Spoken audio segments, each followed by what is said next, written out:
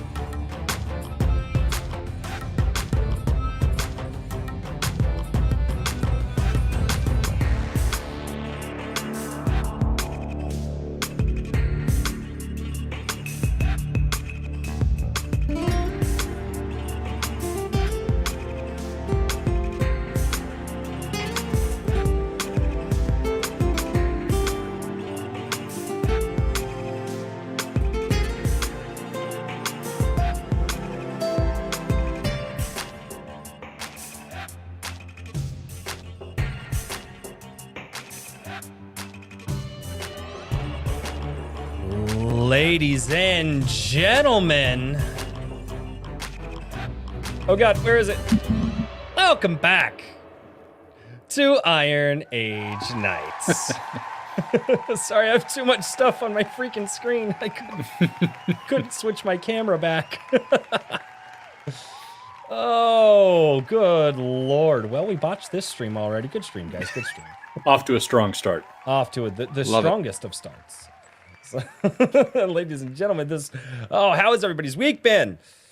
Good. Oh man, I am very excited about tonight's show. I have no idea why. Like it's, I don't know.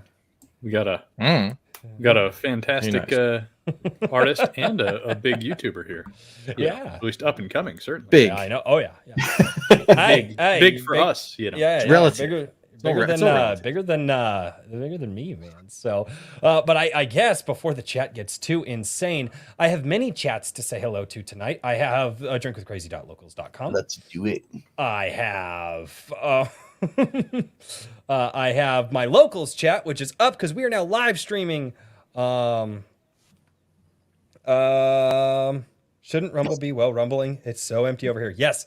Okay, so let's do this. Hopefully, is the live stream live over on Rumble? Chat, let me know, because that would be great. So Brian McCoppin over in mydrinkwithcrazy.locals.com. Hi, Brian. Says, yeah, he says, probably going to miss tonight.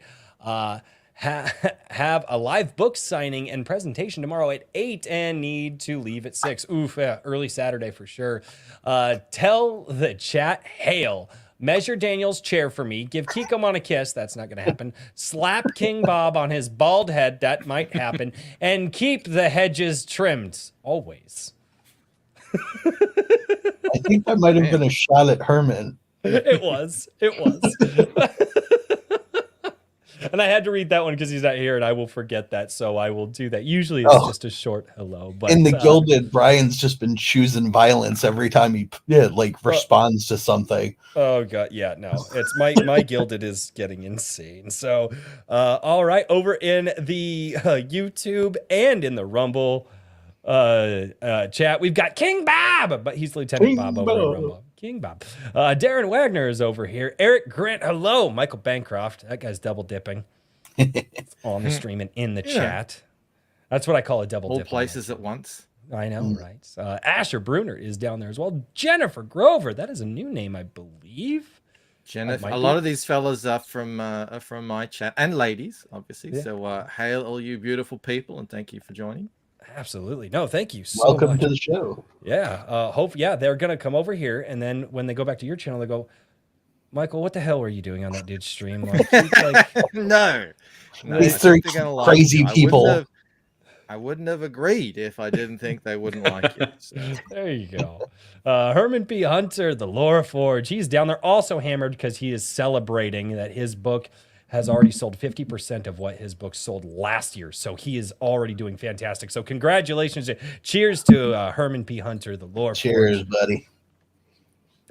Because that's just fantastic to hear. The Immortal Rising Comics, what's going on? Horizon Talker, Swift Sword Rush is down there, JVP Music.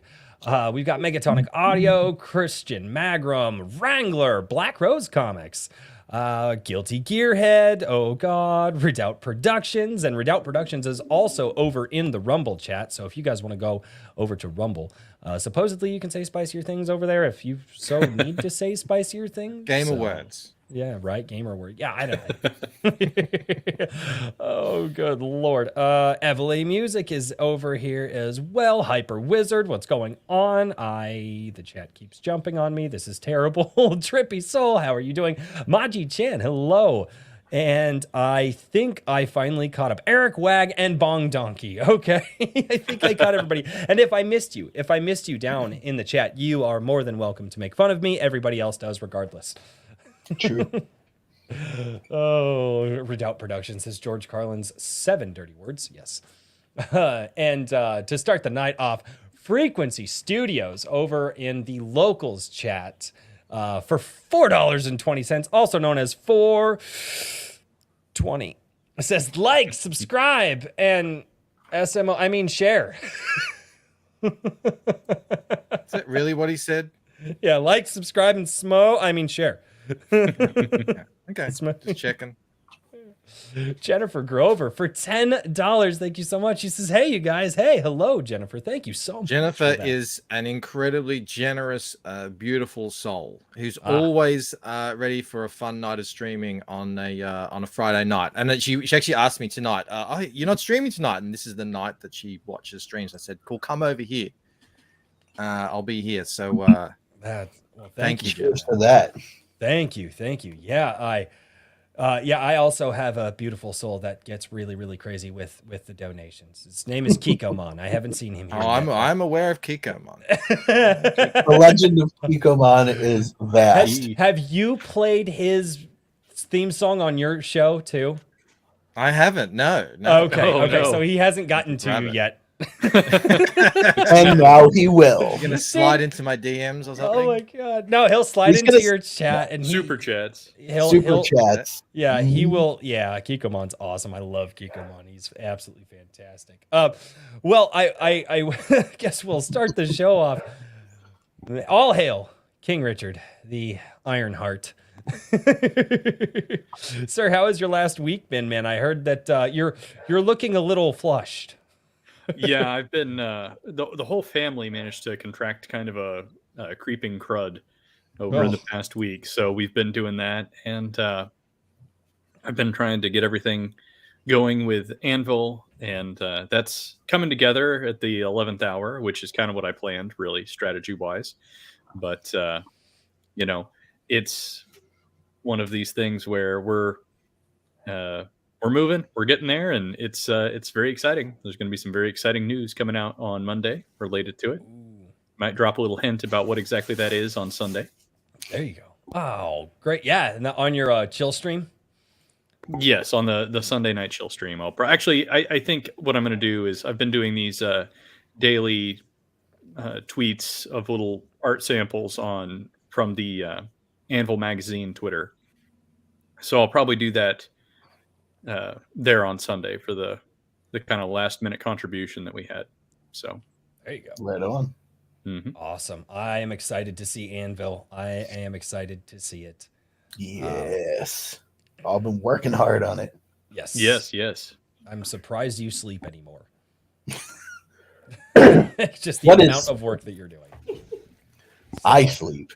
Yeah. Mr. Daniel P. Riley, good sir, how has your last week been? What have you been up to? Aside from working on Anvil with Richard and the incredible writers we've decided to put in the magazine from all the submissions we got were pretty amazing with these stories. You blew me out of the water. Aside from that, I finished G Sedai 2. Yes. Good job, Actually, sir. G Sedai 1 up there, although Yep. it's kind of obscure. Hidden behind the mug. Right. Hidden behind the mug. Fantastic. Well, Yeah. Sorry. That was You a can- lot, man. Yeah. Last week, Sunday, I had a conversation with the guys in my men's group, and when I woke up on Monday, I was just like, "What if I take the brakes off?" You know, my goal has always been 5K a week, just kind of pace myself, go along, not push too hard. And I was like, "What would happen if I take the brakes off?" And that's what I did in between And you're working hitting on stuff with. 5K a day I saw in one of your posts. Yeah. What? That- It Several ended up days there. being 5,000 like, words a day for like however. Yeah, it was insane. Yeah.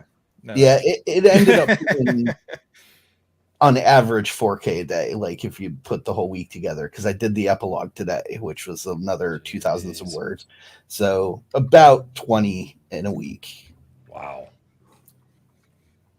Wow. And my super secret project is finally finished. There you go. Being all super secret about that super secret project. Well, I did share the link with you. Possibly. He may Yeah, or may not have actually seen the link. Over He no, it was probably- over in the Gilded. Okay, all right. Yeah, it was over in the Gilded. I saw the link. I just, chaos and we'll get to it. We'll get Yes. to it. We'll get to the super secret stuff. Oh, yeah. Wait, am I Super supposed to- secret project later. Wait, am I supposed to show the super secret project? Later or now? Yeah, or during the whenever. shill, Okay. during our closing Okay. shill. Yeah, portion. during the closing Oh, show. during drunk Probably chill. wouldn't be super or secret during then. or during the absolute chaos that this show turns into at about 90 minutes. There you go. we know how far we can take it, Michael, and hopefully you do too. Ladies and gentlemen, that's how I'm going to segue into introducing Michael Bancroft to Iron Age Knights. Sir, how has your week been? It's been busy as always. My weeks are always busy. YouTube, comic books, all that sort of stuff. Never a dull moment. Before I introduce myself, I just wanted to, I guess, bring something very important to me onto your show. You see the sign here. This, your channel is called A Drink with Crazy. So I thought, if you've got a hard-earned thirst, you need a big tall beer. So I brought on some Australian Victoria bitter. It's the amber nectar of the gods. So I'll be drinking Nice. that tonight. Oh, And if you say about 90 minutes in, that's about right. that's about right. In a state. Excellent. I'm no longer that big of a drinker. My wife, she doesn't appreciate the beer gut. Right. So this is gonna hit me hard in about an hour and a half. So I'm gonna have to get I some am. My drinking buddy for the night right there. Oh God. Here we go. Look at it. Doesn't that look beautiful? Oh, that and you put it in a does. proper glass too. Yeah. Yes, Oh, indeed. We are gentlemen and scholars over here. yeah. I'm drinking out of a can like a scrub right now. but- Cheers to that. I thought of doing that, but I thought no, I have to No. have to put on a good show these lovely Iron Ages that they have friends over here in CG, men of high society and that good stuff. So. Always the highest Where? of societies. Say, who are these people you speak of? Who are these people? Oh, they're out there. I'm sure they're out there. Definitely not Oh. me. I'm like, Andrew Campbell says VB equals very bad. Incorrect, sir. Incorrect. It's just I'd requires be a willing to- certain. If I can get it over here in the States, I'd be willing to try it. I fear no beer. Except for IPAs. I hate IPAs. They're absolutely horrible. Well, look, VB is a working man's beer. It's the beer of the builders and the plumbers and the bricklayers and everything, and the comic book creators too, because we are working men. Yeah. No, and that's Oh, yeah. that's not a lie at all. That's not a lie at all. hard working from what I've seen. Hell yeah. Yeah, I don't think we all sleep very well anymore. What is it? What is sleep? Yeah, I know, right? It's this. I haven't heard of that in a while. Yeah, no, I know. It's something I did when I was a kid, I guess. I don't know. I think I'm the only one who gets a regular set amount of sleep in this group. The whole getting to sleep part is not hard for me anymore. Now it's the staying asleep part that's Yeah. just killing me. Like, why am I awake right now? What's Oh. happened? It's like, well, it'll be like 2:30 in the morning, and I'm That's just the like, beer talking. This is I'm a 7-hour sleeper. It doesn't matter when I fall asleep. Like 1 o'clock when I finally settle down after the show, 8 a.m. eyes open, and I'm ready to go for the next day. My normal day, 6 a.m. I am 6 hours. If I go over 6 hours, I feel just terrible all day. So I try to hit about 6 hours, and then I try, but anymore I'm getting about 3.5, 4, That's and then not my good, eyes. man. No, I don't know what the hell's going on. Something's I think my gilded is giving me neurological problems. So, speaking of sleeping, Yes. Lucent, Yes. Oh my god! I know. Nice What a segue. segue. talking I know. about dreams here. What a We gotta, segue. we gotta. Richard, you are. I see why you are the king, the Lionheart. Well, With a segue like that. I try. Yeah. I was gonna say, tell us about these dreams from the Lucent here. Yeah. That was the I best segue personally, I we've haven't ever actually done. read all of it. I've only looked a little bit into what you've done. I know you've got another project coming up, but can you tell us a little bit? Yeah, well, about... no, it's all the Lucent. It's all the Mhm. Lucent. And Mhm. it did actually come about when I was in my younger years. That's where the initial spark of the story came. Was I was really, really into lucid dreaming and the power and the weirdness that comes about when you get all into that. But yes, this story's been in development for a really long time, and it's essentially like you ask your question like, what if people were able to unlock these really cool incredible abilities through their dreams, and not just now, going all the way back to even before the beginning of civilization. What would that look like? What would that world be like? And I'm really into that whole the world, our history that we know isn't what we think it is. I think a lot of people are at the moment. Graham Hancock is really massive. All Have that you sort been of stuff. paying underneath the attention to any world. of that? What's that? Sorry. Oh, the Graham Hancock stuff. Have you been paying attention to? I've been into that sort of stuff since they first started appearing on Joe Rogan. I was like, what is all this stuff? This is like, this is the coolest shit ever. I gotta know what this is all about. So yeah, imagine just like in our world, like the truth has been hidden from our eyes. It's kept secret by a sort of a cabal of people, protected for millennia.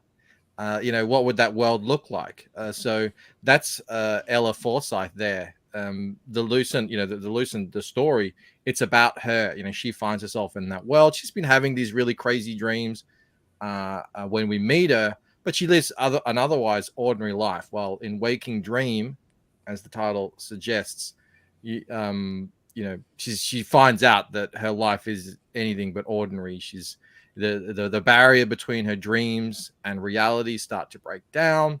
She's and at the end of the book, she unleashes these powers she didn't even know she had in this really extravagant way. That was the first book. I'm currently working on the second book that people can sign up to. I'm hoping to launch that, I think, in June now. Nice. I'm trying to do what a lot of people are doing now, including Eric July, where you get like, if not the majority, all of the book done. I won't be able to get all of the book done before I go live with it, but hopefully, the overwhelming majority. So, yeah, and in that book, she's now she's out. She's been exposed, so now she's getting hunted by those people I mentioned earlier. And the more it seems like the more help she accepts, the deeper she gets drawn into this crazy world. So that's the awesome. Lucent in a nutshell. So the burning question from the writer and me is there an aspect to the story where she struggles with reality versus the waking dream? She struggles the whole time. Awesome. She's she doesn't want to believe effectively that this thing is happening, as you wouldn't, I wouldn't. Like, it's all too crazy. And she's the antithesis of a character like Ray. you know, who Thank God. just discovers that has these powers, just like Ray did, and then all automatically, oh, she's the bestest ever, and she's doing all this. No, this is going to happen in Painted Death, where now she's aware that this is in her, and now the events of the story, the plot will unfold. She'll be tested, and I think, like all good protagonists, she's going to fail a lot more than she succeeds. Yeah, I think that makes for a much better story. It did the same thing for Legacy Heroes. All three of the heroes in that story were bungling stuff left and right. And the one girl literally screamed the roof off of a garage by accident. Because it's important to have them fail, and then there be consequences to that failure. Oh yeah. And to that actually resonate throughout the story. That's another thing I've been noticing a lot recently, is like, characters, even when they are flawed and do make bad decisions, it doesn't matter. So whatever. Just, yeah, there's no consequence, no stake. Yeah.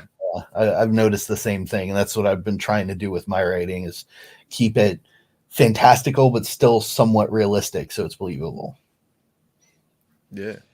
Yeah, that's one of the things that you see a lot of writers seem to struggle with, is the consequences of their characters' actions, and how they either make all of the right decisions, or they, like you guys said, they make the wrong decisions, but nothing ever. There's like lucky. Oh, that could have been really bad. Boy, I should. You know what I mean? Like the lucky break seems to be this crutch that in comes the hand of the writer to just push everything aside and make it easier. Yeah. No, absolutely. And I've seen that, and that's definitely something that gets a little bit strange for sure. So. Yeah, it was one of those things, like even designing Paragon, who is essentially indestructible, I had to come up with something that made him flawed, and it was his inexperience, his naivety. He had to learn how to land without breaking the street below him every time he hit the ground. He had at one point, he was actually so scared of what was happening that he ran away, and he's indestructible. There was no reason for him to be afraid, but he still ran. It was psychologically terrifying. That kind of reminds me of like the Hitchcock movie with Will Smith, is because like the guy is so freaking powerful, and the biggest crux of the situation is he's just a colossal ass. Like, and society hates him and given up, nihilist. Yeah, exactly. Yep. And he has to make it up to society before they'll even just accept him. And they really should have like cut the last quarter of that movie off and did something totally different. But they always do that. The Hollywood ending. My God, I know. I've had enough. Yeah, that movie was fantastic up until like the 1 hour mark, and then it started going downhill. You're not wrong. You're not wrong. What I was going to say about Hancock is, I don't know if you guys have ever heard this, but apparently the original screening of the movie was received so badly that they went back and like mutilated it, like completely tore it up, and everything else, because it was extremely dark. Yeah, really, probably would have been better. Yeah, I think they did feel a bit disconnected. Yeah, that makes a lot of sense. It was going to be super dark apparently, and everybody was like, "Well, this is awful," and it had no point. And okay, well, dark without a point, that doesn't. Yeah, work. exactly. Yeah, that doesn't work at all. Well, I could just be making that up. I'm not entirely certain. Dude, I'm not looking at Iron Age Knight's rumor. Right. You heard it here, folks. Blame Richard. That's what's awesome about the internet, though, is you can say stuff and just like take it on faith that nobody is going to double check you. There you go. Yeah. How do you think I've run the website? That's my entire comment section, actually. Yours too. Everyone. Hey, we have something in common. There you go. Crazy. Actually, the other day something happened. It was so rare I had to tweet it out. I took a screen grab of a comment It was I it was saw in relation that. to April O'Neil and some. I've been getting 10 comments a day now for 2 weeks. April O'Neil was originally black in the comic, and all I can respond is no, incorrect or something. Yeah. I'm not going to get into it. Yeah. And someone actually replied and said, "Oh, I checked. You're right." I was like, Yeah. What? Bravo, What just Rando. happened? Yeah, I did see that tweet of yours. That is incredible when that happens. Like- It's happened to me like a couple of times, and it's like weird. Like you don't know how to deal with, because you always have your shield and sword up on the internet, right? Like you do. always have them up, and then when somebody does that, you just like, well, that's Something not how I- legitimately normal happened on the internet. Like a human being? What's No. happening? It's like- You can I change do- their mind Human when presented interaction. with different evidence. and not I do have to say this because the membership stuff will disappear because it doesn't. I can't save it in StreamYard. But Maji Chan, a member for 4 months on the channel, says, "Hey Royce, the wig of destiny is stuck on your face. I am aware. I am aware. Is that the beard? No, Yeah. it's I did a video a while back, and some guy came in and tried to be just a really snarky ass about how he knew I was wearing a wig, because apparently my forehead moves a lot, but my hairline doesn't. And that was his whole thing. And he's like, so next time, why don't you just man up and take it off? So I was like, oh, I'm going to have fun with this. So I took screen grabs of it, shared it everywhere. And I was like, tomorrow on Sunday Coffee, the wig comes off. And I was sitting there tugging at my own hair. I was just having a great, and thus the wig of destiny was born. People often assume I'm bald too. I'm not bald, just because Right. I wear a hat a lot. I just like wearing a hat. It's like like Tim Pool, he has his beanie. I got my hat. Right.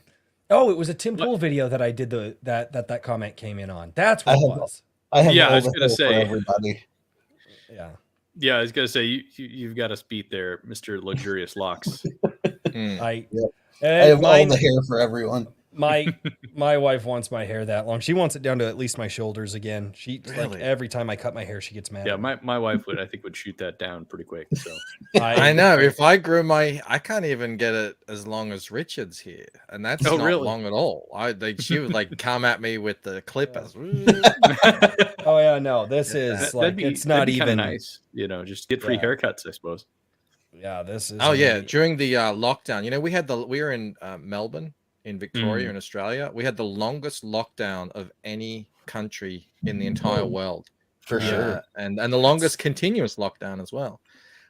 So yeah, hairdressers, I don't know, like barbers, they copped it bad. My wife got pretty good at it, so now we're just done. I've been cutting my own hair since I was 16. I get the clippers out and just put the attachment on, and I'm like, it looks good enough. It'll grow back. That's what we do. Well, I'm like, you know what? If I screw it up, it's gonna grow back. I'll get another try in a few months. Mhm. And after 16 I years, just get I'm the not dead ends cut off. That's it. Asher Bruner, Mike member says, for "Oh, 1 he can month. tell. He can tell you cut your own hair." Oh yeah. Asher Bruner, member for 1 month, says play the song for Kikomon. I may have to. I haven't seen him comment in a while. I need to touch base and Later. see how he's doing. Have you guys seen Kikomon around lately? He had some personal stuff, so he Oh. may be backing off a little bit. I did reach out to him a couple of days ago, but I haven't gotten a response yet. I do think I saw something about that. Yes. Okay. I need to reach out to him. I meant to do that the other day. Okay. Thank you for Been reminding me. praying for Kikomon all week. Yes. That is something we should all do. A fifth of tequila. No Blacklist universe. It's definitely a serious one. So just send up your prayers. I will leave it there. I will not say anything further. But so Michael, what got you into creating your own book, your own story? What's that point where you just said, nope, I'm doing it. I'm done. I'm going for it. Wow, big question. Always been creative, always been artistic, always been a massive fan of storytelling, stories, reading. Of all the different forms of entertainment, novels were always my favorite. which is such a shame because I haven't read one now in 5 years. Kids and comics, like you don't have any time. Like there's and you know and family and everything. So I literally do not have time any longer to invest in reading, which is a real shame. But that all that aside, yeah, I've just had that in me. I was working, doing. I'm a graphic designer by trade. I lost my job in 2008, like so many others did. Ended up, believe it or not, becoming a professional poker player. That industry didn't suffer any implications from the. I'm not surprised. Have you ever been on television at all with any of that, or no? Or did you just not on television, but I on like poker websites and stuff. Oh, okay. I was gonna say, dude, but nothing big. I was never big and famous or anything. Okay. I was like if you've ever seen that movie Grinder, I was like the grinder guy. I just made a living. No, that's awesome. I'm a huge. I did well. I did well with it, but yeah, a lot of people were doing it. I did well with it, but I was just kind of unfulfilled. Like, I had all this money, but I would just, I don't know, I felt like something was missing. So I started writing this story, and I didn't even know what it would be. Would it be a novel? Would it be a script? I don't know. I didn't even think comics back then, because even though I started, that's my good friend Carol. Shots fired. Shots fired. He's here to get into it. Yeah. Even though I'd been collecting and reading since I was about 11, I'd sort of fallen out of comics. There was a lot of issues with comics back in the 90s. And I think I just kind of outgrew Spider-Man and all that sort of stuff. Right. And so I was just, writing this thing. I found these in France at some point. Big bande dessinées. Yep. And I was like, what is this? This is not what I remember from my Spider-Man comics. Like, and I was just, so I said to my wife, I'm like, I could still draw. I could draw. I'd never drawn a comic, but I was like, could I do this? And then it just, and then I realized I started actually kind of formatting my story, which I was having trouble with being my first story. I was diving into all creative writing and all that sort of stuff and learning the craft. Everything. This is a 10-year process. As soon as I put it into a graphic novel format, and I realized so much of what I was writing, I could just draw in a single panel and show everything with color and art. The whole story just clicked into place, and it was go. And now at the time, I didn't know anything about the industry, nothing. I completely dropped out of it. I went onto the internet, like, what's happening in comics? How do you do it? This was pre the big boom of crowdfunding. Everything was happening. I also was Webtoon, get on Webtoons, Tapas, web comics. All right. You got to have a website or you got to put it on one of these sites. So I did that for a couple of years. I was pretty successful. I think I ended up with about 25,000 subscribers. Wow. But it was amazing because you get weekly feedback. I was learning while I was doing it. Every time I would draw a panel or put my story out there, that was the first time I'd ever put a story out there with my own words and my own art. So people were giving me feedback. It was amazing, but it was hard to, you'd work something for a month and sometimes you wouldn't get any response. But as well, you guys know this, getting yourself out there as an independent creator it's like screaming into a hurricane. You can't, no one can hear you. Yep. We call it screaming into the void.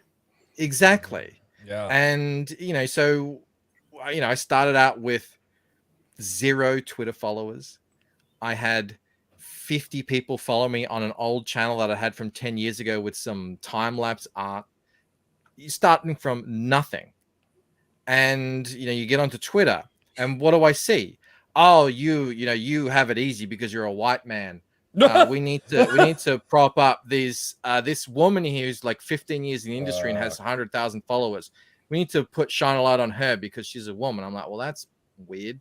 All really? right, The woman well, who has you know, literally 100,000 times the people that I have. She's got it harder than I do. Yeah, that's exactly. Yeah, And I'm like, well, how makes- does that make sense? I don't have any power in this industry. I don't have any voice. Yeah, but traditionally, white men Yeah. have had all the power in comics, and you're a All white man, the power. So, all right. Okay, so I was like, I love what I'm doing, but I'm not. These aren't my people. This is not where I belong. I have to keep my mouth shut because every time I speak, I get there's forums and stuff or Twitter. And I had 100 followers on Twitter, whatever at that point. Here'd come the barrage. So I just on YouTube, and I'm getting more interested in comic books because of what I'm doing.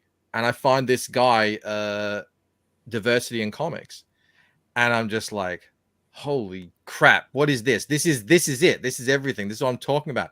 He's showing off these Marvel comics that I hadn't looked at in years, and they're terrible. But he's not just hating on it. He's also showing great stuff.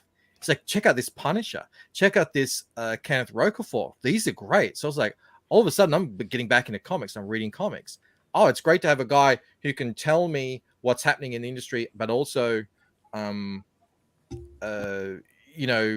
me some good stuff as well. So I get into that. And this is like 2017. And then, boom, the whole industry loses its mind. Just buck wild. And I'm like OG YouTuber, internet culture war guy. I was there with internet aristocrat and Gamergate and Sargon and all those guys. The original wow. What were they called? The kill streams and the Yeah. blood sports and all that. That was like just what I would listen to while I drew. So I was getting all this based content, and then I'd go out and put it up onto this really, super woke. Well, it wasn't called woke back then. Funnily enough, the Lucent was originally called the Woken. This is pre the word woke. Oh, wow. And they said the word woke starts coming around. I'm like, God, I hope this doesn't. I hope this doesn't stick. Yeah. But it all worked out well because I prefer the word Lucent. And anyway, Comicsgate erupts 2018, and it's just like before CG crowdfunding in comics, it was you already sort of had to be someone, and maybe you could scratch out 5K, 10K. Most people were making 1,000. Occasionally you'd get some guy like Ta-Nehisi Coates who's doing these super woke, all the websites are talking about them. They would get like 90K or something. But just some average guy like Zach coming along and putting out his book and making 90,000, that didn't happen. That wasn't there. And there was this huge explosion in crowdfunded comics, and I was like, finally, I feel like everything I've been doing is leading up to this moment. I've been doing all these side businesses, t-shirt businesses, selling on Etsy, drawing, I felt like everything had pointed to this moment, and I was just like, I have to get involved with this. I have to do it. I have to start. So, I had, like I said, I had 25,000 followers on Webtoons. I had to say, see ya. I'm going over there where this is happening. And yeah, I haven't looked back. Like, they're my people. I'm talking about CG. These are people who understand what's the agenda, what's out there, what's been pushing in entertainment and everything. And started my channel. I think it took me years though to start my channel. I don't know about this the same with you, Royce, but I bought a microphone and a webcam, and they sat there staring at me every day, like do a video, and I was like, oh, I'm afraid, I don't know what to say. It's I tough. bought it to force myself to do it, and started it intimidating. In like 2019 or something. Started putting the comic out there. It grew, and here we are. Hope that awesome. wasn't too much of a long, weird rant. No, not at all. Oh no, was that's good. that's not a rant. So no, no. I'll Go ahead, rant Rice. later probably. No, well, here's one thing. And a lot of people are like, oh, sorry. Like we've had a couple of people, oh, sorry for going on to. Like, no. This is your show. The point of this is to introduce people to. And I if I was finally able to phrase it last week, John A. Douglas had me on his stream to interview me, which was weird because I'm so often, the interviewer. But I finally put it. I said, I know, I'm supposed to do one thing. I'm supposed to gather people together. And with my channel, what I want to do is and that it's why I don't only do like the Iron Age stuff, but it's why I'm doing other stuff to try to chase the YouTube algorithm. I want to bring fans in, and then I want to show guys like yourself to these people that I'm bringing into the channel. And I tell people all the time, and this is why I like the way that Richard and Daniel have tempered me on Iron Age Nights, is because I have looked at people and I said, I don't give a crap about selling someone's book. Honest to God. I want to sell you the next author.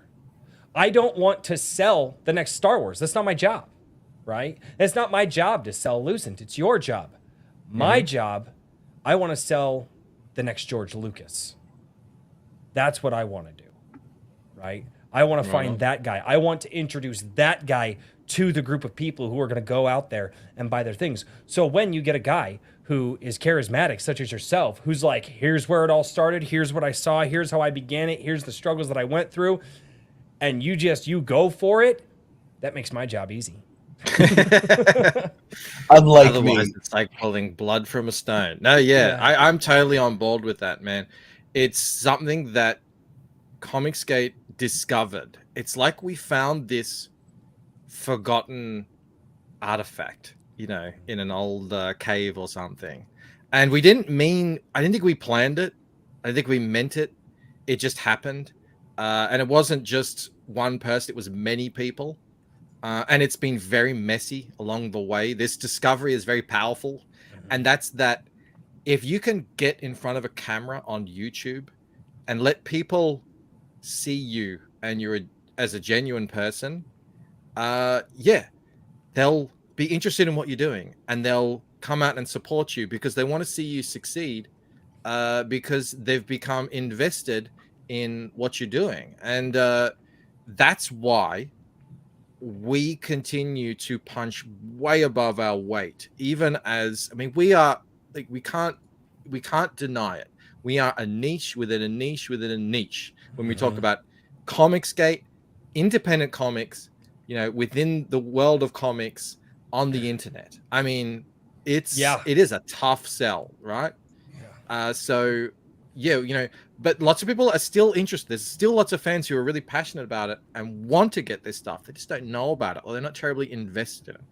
And it's like between all the big players, mostly Ethan and your boy Zach, they just sort of uncovered this thing. Like, hey, if you get on YouTube and get on live streams and gather like-minded fans around you, and then you entertain them weekly, and then you present them with a book, as long as that book is good and it looks like something they're interested in, they're a hell of a lot more likely to buy it and invest in that than they are if you just show I've got this comic and it's about this guy and that can work. If your name is Kenneth Rocafort, which I don't know who that is, that can work.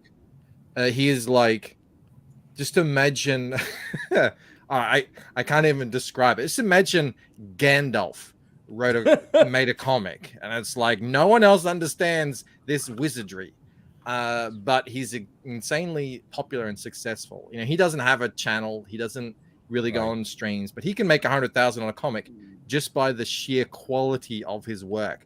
That's awesome. One guy in all of comics. For all of us mere mortals, we have to get out there and we have to, convince people to invest in us. That's the thing, I think, and I sort of found you through Ripper and JDA. Oh, okay. And that's what Ripper did better than anyone. And that's what people don't understand. All his detractors don't understand. That's why he made so much more money than anyone, even himself, ever anticipated. Is not because of his big audience. He has the big audience, yes, but so did Dame Drops. I don't know if you're familiar with that guy who eats burgers on TikTok, who also put out a comic. He did not make $4 million, and he has over 1 million subscribers. He has more subscribers than Ripper. Ripper's secret is he convinced his fans to invest in and believe in what he was doing, and that's why I think CG and Iron Age guys, like it's very much cut from the same cloth. It's like we actually believe in what we're doing, and I think the fans pick up on that. No, I think you're 100% right. Well, I think the first time that I actually came across your channel is that you were reading the Bleeding Fool article, I believe, about the Iron Age, and I appreciated everything you had to say there because, I think that there's some people who are, eager to kind of like categorize and classify the Iron Age movement and try and like define this or that. And it's not like you instantly understood that, like, that's not even possible. You know what I mean? If I said, well, I'm the king of the Iron Age, like not joking around, but in seriousness, don't say that. That's I declare, and I declare who's in and out and blah, blah, blah. It's basically my little fiefdom or something idiotic. And so on and so forth. Like there would just be something else. It's a recognition of an existing like thing that's happening. And,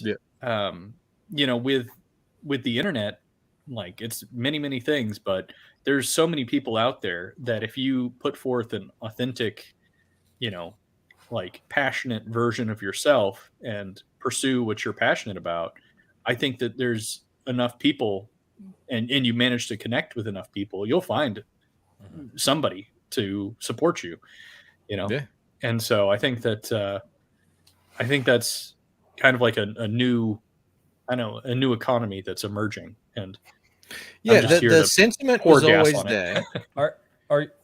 Sorry to interrupt really quickly. So Kika's, this will disappear in the chat. Kikomon gifted 10 a drink with crazy memberships a while ago. Kikomon.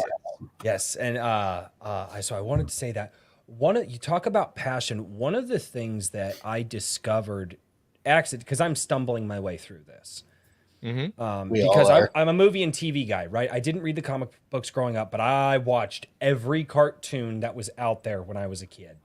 And I mean, Spider-Man, X-Men, Batman, Superman, the Justice League, the Iron Man cartoon, all of them I've seen. And friends of mine who would read the comics and stuff like that, they're like, no, basically those cartoons are just about verbatim what went on in the comics. And I was like, okay. And I'd have extensive conversations, right? And somewhere along the way, stumbling through this, and I've always been honest about it, right? I've read like 4 comics in my life, but I know the comic book characters well out of my own research of them and talking with other fans of them. I'm a fan I'm a cartoon guy. But something clicked in my head a while back, and I flipped my shit. And ever since I did that, like I'm like, this is what I need to talk about. And I keep telling people, give me something that I can put in the hands of my kids, because that's how we win this culture war thing that's going on. And when that finally clicked for me, a lot of people, they private messaged me, came on the channel, and they're like, dude, you're right. They're like, we need to start thinking about telling good stories that not necessarily just like for kids, but stories that are accessible to them. They could still be stories with maturity and realism. But I really found my home with that here. And it shows that this diversity of thought, like legitimately that is existent in this movement that we're a part of. Because I think you just got into the same movement that I'm in just a little earlier, and we kind of have different names for it. But we're a part of that same energy. But but I found my home saying, give me something to put in the hands of my kids. And you found your home in it for a different reason. And Well, it's, I and have it's kids as massive. well. When I have kids as well, so I know exactly what you're talking about. And I think if you boil it down, I do think there are a lot of threads that tie all of this together. And I loved your Friday Night Tights video because I'm thank sort you. of going through a lot of that myself right now, because I didn't always talk about pop culture because I was very inward focused on specifically indie comics, and more specifically Comicsgate indie comics. But I just want to mention that because I want to roll back to it. But what you said about kids is so true, because I think all of these movements, all of these people, all of these fans, they all understand this in that you got these things, these entertainment, whatever. When I get into comics, yeah, look, I don't know, was Spider-Man geared for kids? It was fantastic. It was fun. Spider-Man had a hot wife that he went home after he would fight guys and bang. Now, you wouldn't see the banging in the comic, but you knew that's what he was doing. I was fine with that. I was 11. I knew married couples had sex, but it wasn't on the page. It was just implied. But in somewhere along the line, all of these companies, movies, comics, cartoons, TV shows, everything, they've become so warped and distorted through this new woke approach to all of this that now, you can't actually feel confident giving your stuff to kids anymore. There's now, I promote comics I promote comics 3 or 4 times a week, every week, have done for about 3 years. There are loads of new all ages stuff coming in through the indies. And not only that, whenever a property hits the mainstream that is genuinely all ages, it goes gangbusters. Mario is about to hit the cinemas, and it's going to break records. Oh yeah, no, I would imagine that I may have to take a weekend off from this just to take the family to Mario, because that's like, my kids have been talking that the Mario movie's coming out, and I'm like, yeah, we're gonna have to go see and I'm like, it's Mario. Like, I'm not a big Mario guy, but my kids are like, Dad, the Mario movie's coming out. And I'm like, all right. Like, this is the thing. So we've got look, it is, and I think all of us, whatever our focuses are on, whether you're a Geeks and Gamer Friday Night Tights guy who's interested in what's going on in the MCU, whether you're an Iron Age guy who's interested in some really interesting new novels and stories like that, whether you're a CG guy who's looking at crowdfunded comics, I think this is just one thread that we all agree on, and that's why I wanted to bring this around to what I mentioned earlier, is we all need to come together more on the things that we agree with. Yeah, we might not be interested in the same stuff, the minutia, but there are the fundamental value stuff I think we all agree with. We recognize that there's something terribly has gone wrong in entertainment, and that entertainment is important. Now, I love Gavin McGinnis. I think he's a funny guy. He's dead wrong when he says this stuff is unimportant. It is really important. It was people that said this doesn't matter, and I get this in the comments all the time. Who cares? This is for kids. Why do you worry? You're a grown man. It's like this. Like, if you have that mentality, you give it to them, and what are they going to do with it? Well, we see what they do with it. Yep, it's in almost everything now. Sad but true.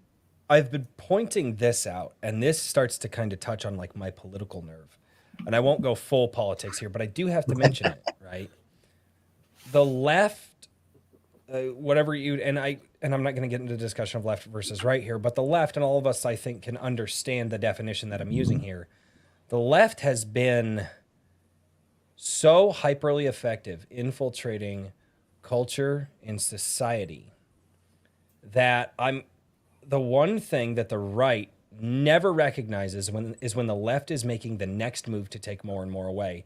And look at how viciously and ferociously they're going after children right now to try to put anything and everything they can possibly believe in, no matter how depraved, in front of the kids. And then you get guys out there that go, "Oh, it's kid stuff, pish posh." Does that really? Like, you don't want to put something other, because here's the thing: if you only put one thing in front of a kid or a child, and they're a lot smarter than you think they are, but they don't have the wisdom, right? If they only have one thing to look at, guess what? When they're 20 years old, they're going to grow up on that one thing they had to look at. So this is kid stuff. Why do you care about it? Because I have 4 kids of my own, and I want to put something else in front of them that's not fucking drag queen shows and story time. Like, you get what I'm saying? But I saw a great meme the other day that articulates this in one pithy quote: "If you have to normalize it, that means it's not normal." Mm-hmm. Yeah. Yup. 100%. I'll weigh in a 100%. little bit on this as the guy in this group who has a 20-year-old child. She'll be turning 21 in a couple of weeks. God help me. Don't follow your dad's influence. Don't do what he does on Fridays. She's upstairs. She didn't hear you this time. She may watch the stream later, though, so she'll catch it. But anyways, I agree to a point. The minor little bit of pushback on that, only because she grew up in all of that. Like, yes, I took her out of public school after a certain point where it got retarded, and homeschooled her, really put the work in myself. But she did go to high school in a public school. So she, at the most crucial, pivotal point of her young education a couple of years ago, she was, it was all right in her face. And we had a lot of hard conversations because of it. But as she got older, through the years of us having these conversations, she started making her own decisions. And some of them I may not have agreed with at the time, but I had the wherewithal to go, okay, she has to experience this herself. And then she'd come back and go, okay, that was messed up. Yeah, you're right, Dad. And I was like, well, yeah. But you put that other thing in front of her. That's what I was saying. Disagreement at all. The fact that you're saying, "Oh, we homeschooled her. Oh, we had these really hard conversations." That's the reason I'm bringing. Yeah, the reason I'm bringing that up is that she was still exposed to it and the social pressure of it all. Well, no, but I'm not. But I never said that. I never said that being exposed to the social pressure of it. What I said was, if it's the only thing that's put in front of them, they're only going to have one choice to make. Yeah, well, but if you get negligent parents, you're gonna. Yeah, well, and I think that's the other kind of 50% of this equation, right? You can have extremely, like, propagandistic and trash media and everything else, but if you have highly involved parent culture, right, if you have these relationships and everything else, but as it stands right now, there's something like, I don't even know how many, like, households in the US are dual income and send their kids to daycare and then public school and then everything else. You know what I mean?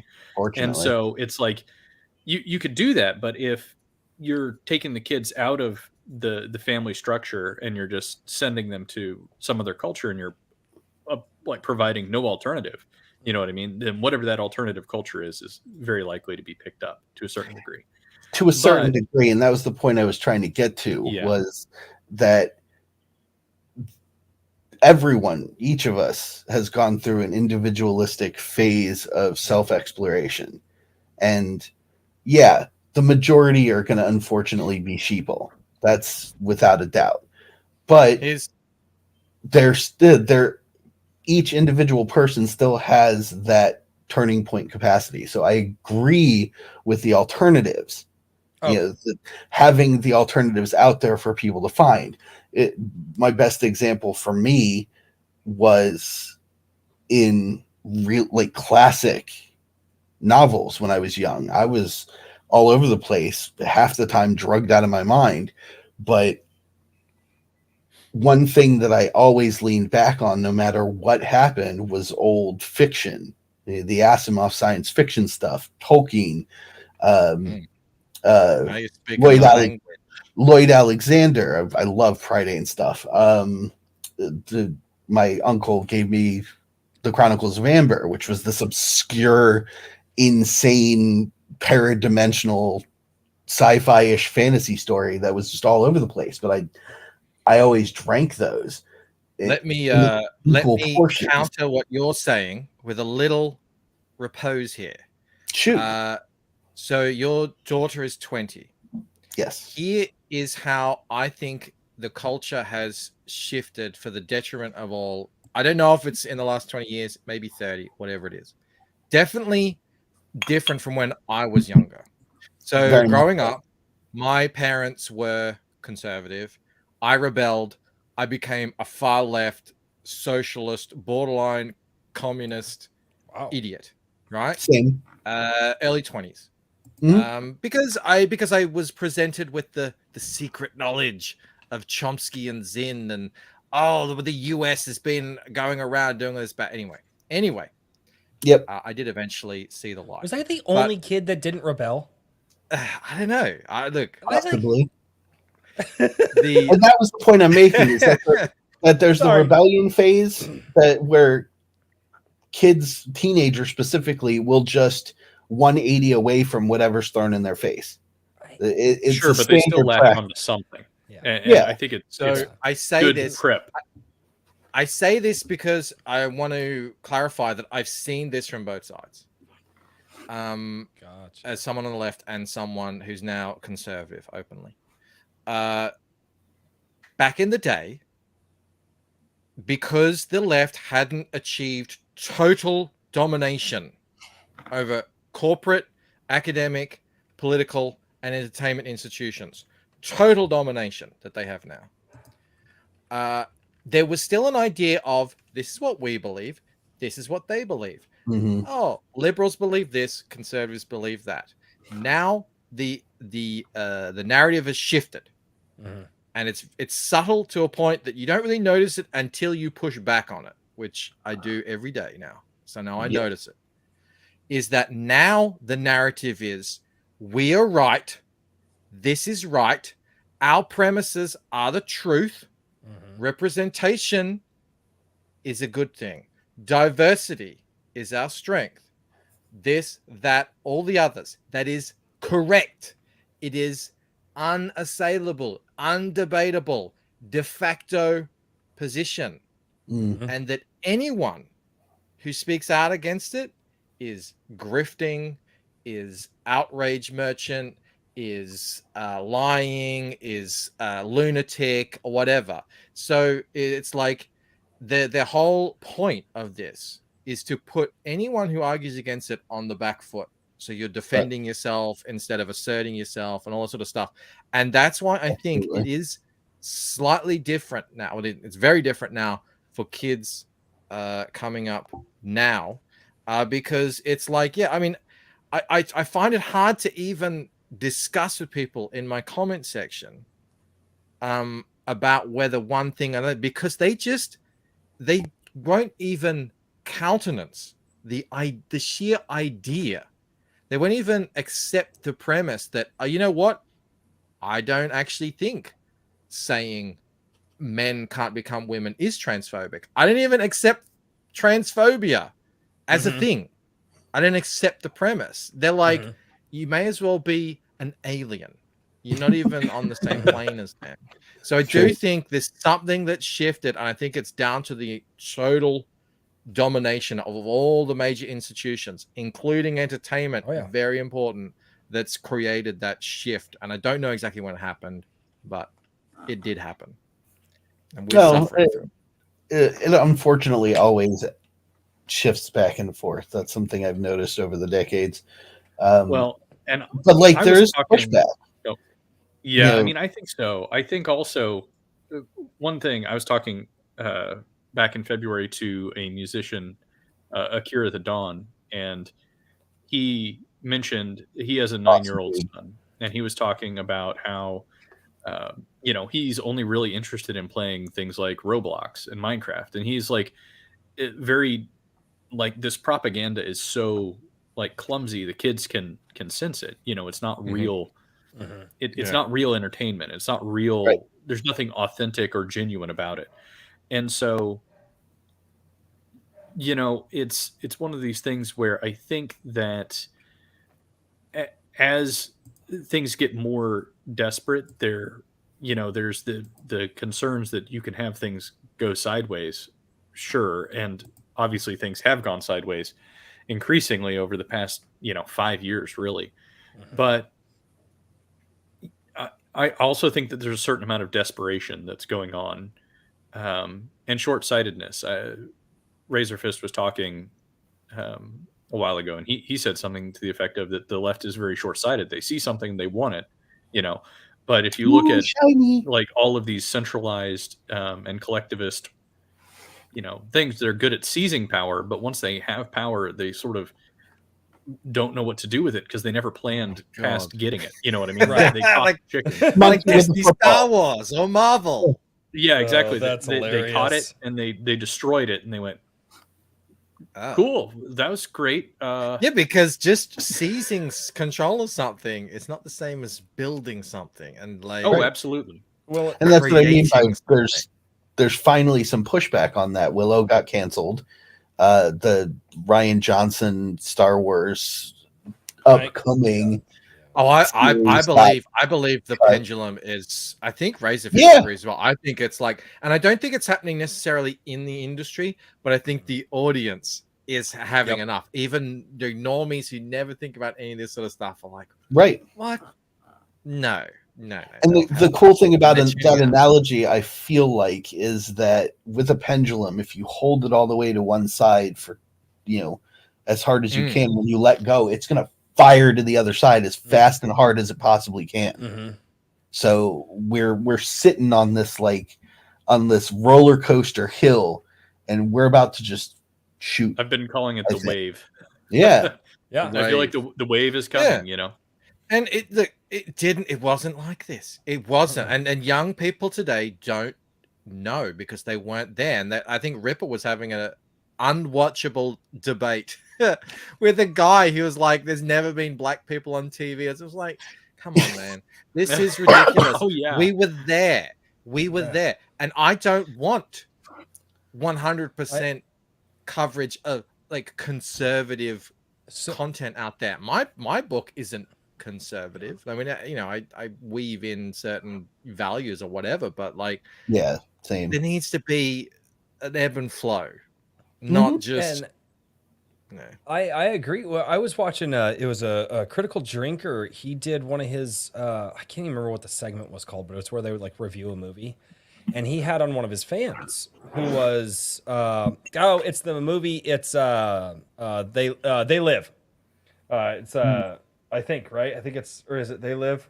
Where the famous line, I'm here to kick ass and chew bubble gum, and I'm all out of bubble gum. Yep. Yeah, Yep. and With the glasses. and they got and his subscriber, and it was really cool that Critical Drinker did this with this guy. But I'll never forget this. His subscriber sat down, and he was watching a movie with his nephew. It was like Lethal Weapon, or it was Beverly Hills. I can't remember what he was watching. He was watching something where basically you had, you had a white guy and a black guy on screen together, and then it was just a fun movie to watch with somebody, which age appropriate for the nephew. And the nephew looked over at the guy and he was like, wait a minute, white people and black people used to be in movies together? And he was just blown away. Like, what the he was like, but that's what they're teaching. That's what they're teaching. And I'm like, what the absolute, The Brie Larson effect. like, dude, I mean, one of my favorite movies of all time, and I go back and forth whether it's my favorite action movie of all time or if it's actually Die Hard, but one of my favorite movies of all time is Lethal Weapon. I freaking love Lethal Weapon. And then like in the fourth one, you get Jet Li, and they're like, and they're saying, Oh yeah, but yeah, no, I but mean, like, no, look, there were no female leads in But I'm movies saying until the Brie thankfully Larson effect. Jennifer Lawrence came along. Yep. And Well, she Jennifer was Lawrence was the this is first thing. woman. She was the first Yeah, woman. she was Yeah. basically, she was, Yeah. in the Garden of Eden. Yeah. This is the thing in this is predicted Parasite in Eve. 1984 Yeah. that they will rewrite history. Mhm. They will rewrite every book until there's nothing left but the endless present in which Roald the party is Dahl. always right. Like Yep. this is God, I hate that. I hate That- when people. that- I just Pissed me because the you're hell not off. wrong, but man, that is. God, it's hard to think about that. Like I can't. because it works. I know. Because it I know. works. No, I know, and But it's very difficult to maintain, right? Very difficult. And to so- do. well, yes and no. It'll take Well, a generation or two of If conditioning. if but it was easy to maintain, we would have seen somebody do it successfully. yeah, Right. it can only last We've for had so a bunch long. of tries. Well- You can't, I don't see how you can say This that brings me. Let's nerd out. oh, dude, technology Let's do it. technology is going to change. All right, I'll be the bad guy. I'll play bad guy. I don't even Oh, give a here we damn at this go. point. I will play Here the we bad guy. go. No, here's the thing: is we all say, well, if they could have. The problem is that the interconnectivity that we have with just these screens that are in front of us, and the disconnectivity that we actually have with the real world around us, is how they're going to get around. Now, my generation's one of the last generations to know what it was like without the internet, right? And thank God my kids still go outside and play with sticks, and I'm raising my kids that way, but a lot of parents aren't. And so the issue is that you're going when people are going, how are people not waking up? How are people not waking up? Well, you had 50 years of the TV newscaster telling them what to believe. And I still know people to this day who believe every single word that is said on CNN because they have been conditioned to do it. And so now that technology has evolved and information can transmit in so many different ways, and you have so many different popular, young, hip YouTubers and TikTokers and all this other crap going out there and conditioning people for it, not necessarily going to say that it's going to last forever, but that conditioning is going to be hard to break the longer that it's allowed to go on. True, it will have a pretty harsh impact. I think, I don't See, know Rich if it's is going to just last like- forever, but I I don't want to interrupt. No, It's I never don't. whacked. I'm sorry. No, oh, no, Richard's eyes starting to twitch. Yeah. Richard and I go back and forth a lot. No, Okay. All I was going to say is that I think that there will be eventually larger masses of people who just want to check out, right? But there's always been people who just kind of want to check out. Most people just want to check out. I don't know. I don't know.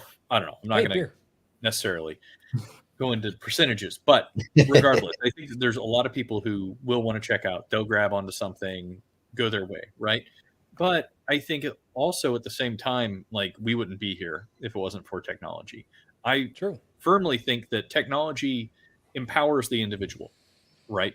And you could say, oh, well, actually it empowers these mega corporations, blah, blah, blah, right? But sure, those are the people who figured out how to leverage it best first, but those people always had way more leverage than you and I did. And Fair.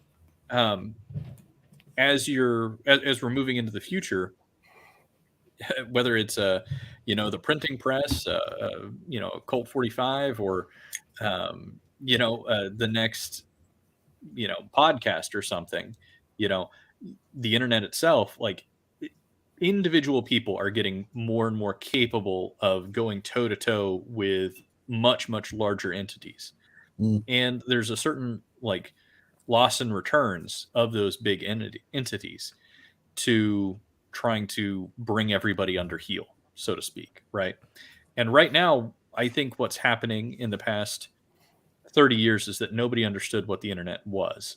Yeah. And we didn't recognize that the internet was like a gun or a printing press or something. You know what I mean? We just thought, oh, this is a fun toy. Yes, Mark Zuckerberg, we would love to give you our power that's been given to us, actually, that is actually something that we have full control of and can withdraw permission at any time. not the data that we've already sent out, but we could stop using these things. All it takes is a decision at any given moment. Instead of saying, oh, wow, this is something that I have, the words that I'm typing into Twitter or Facebook or whatever else, making things Hi, interesting. Mike. Decentralization. Yes, decentralization. Richard, your nuanced take is not welcome on the Oh, I'm internet. sorry. Get off your Well, own. anyway, what I'm going to say is that Royce, Richard is our voice of reason. I don't like you, is what I'm going to say. I'm good with it. I know. I well will never aware. let my children play with a stick because I think it's bad. They only play with computer. It good. How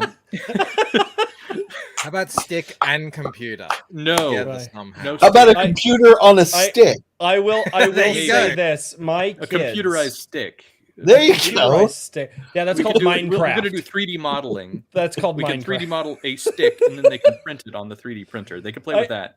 I will There say you that, go. like, kids are so interesting, and mine. Like I always say this. However, my kids start the day, that's how they go through the rest of their day. So if my kids like start the day and they just want to chill out and get on the electronics, they're on the electronics all day. But if my kids start the day and they go outside, it could be a monsoon outside and they're like blowing away, hanging on to the stop sign. It's like, get in here. No, we're having fun. I'm like, get inside. Like, I like my what you kids are. said. Yeah, I like what you said earlier. How kids are so much smarter than what we give them credit for, and I remember that They really are. infuriated me when I was a kid. When adults would treat me like I'm an absolute retard, Yeah. and my kids are the same. Yeah, kids have an innate sense of logic, an innate sense of fairness, Mhm. and they can smell bullshit a mile away. Now that doesn't say that they're, if you're the kind of person who puts your baby into childcare, 8 hours a day, and then straight into kindergarten, then straight into public school, and then straight into high school, yeah, and then you don't talk to them at any point during, out there, you're gonna have an issue with them. But This is called parenting. Yeah. exactly. It was funny. It was a really, I guess, my daughter grew up at a really interesting time because she was old enough to know what the pandemic is. My son isn't. He was a pandemic baby. He doesn't know anything else. But my daughter got 2 years straight of climate change alarmism in her school. And so every night we're coming home and we're contextualizing what she learned. So she tell us, they told us this. I'm like, well, okay, here's the context of what they're saying. Okay. Anyway, but it was still non-stop for 2 years. And then COVID. And all of a sudden, like magic, climate went away. No one cared anymore. They were telling them, oh, if we don't do anything now, you're not even going to be alive in 10 years. And so they were all like freaking out. Luckily, my daughter wasn't, because we actually told her what's really happening. But and then for 2 years straight, nothing. And now there's this whole, at least her generation, there's this whole age who were like,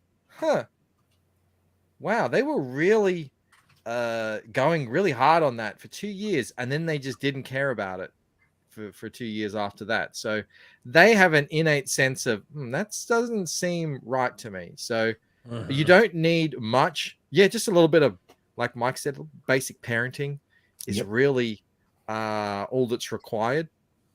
But like Daniel said earlier, you've got to actually do it. You got to actually have these conversations.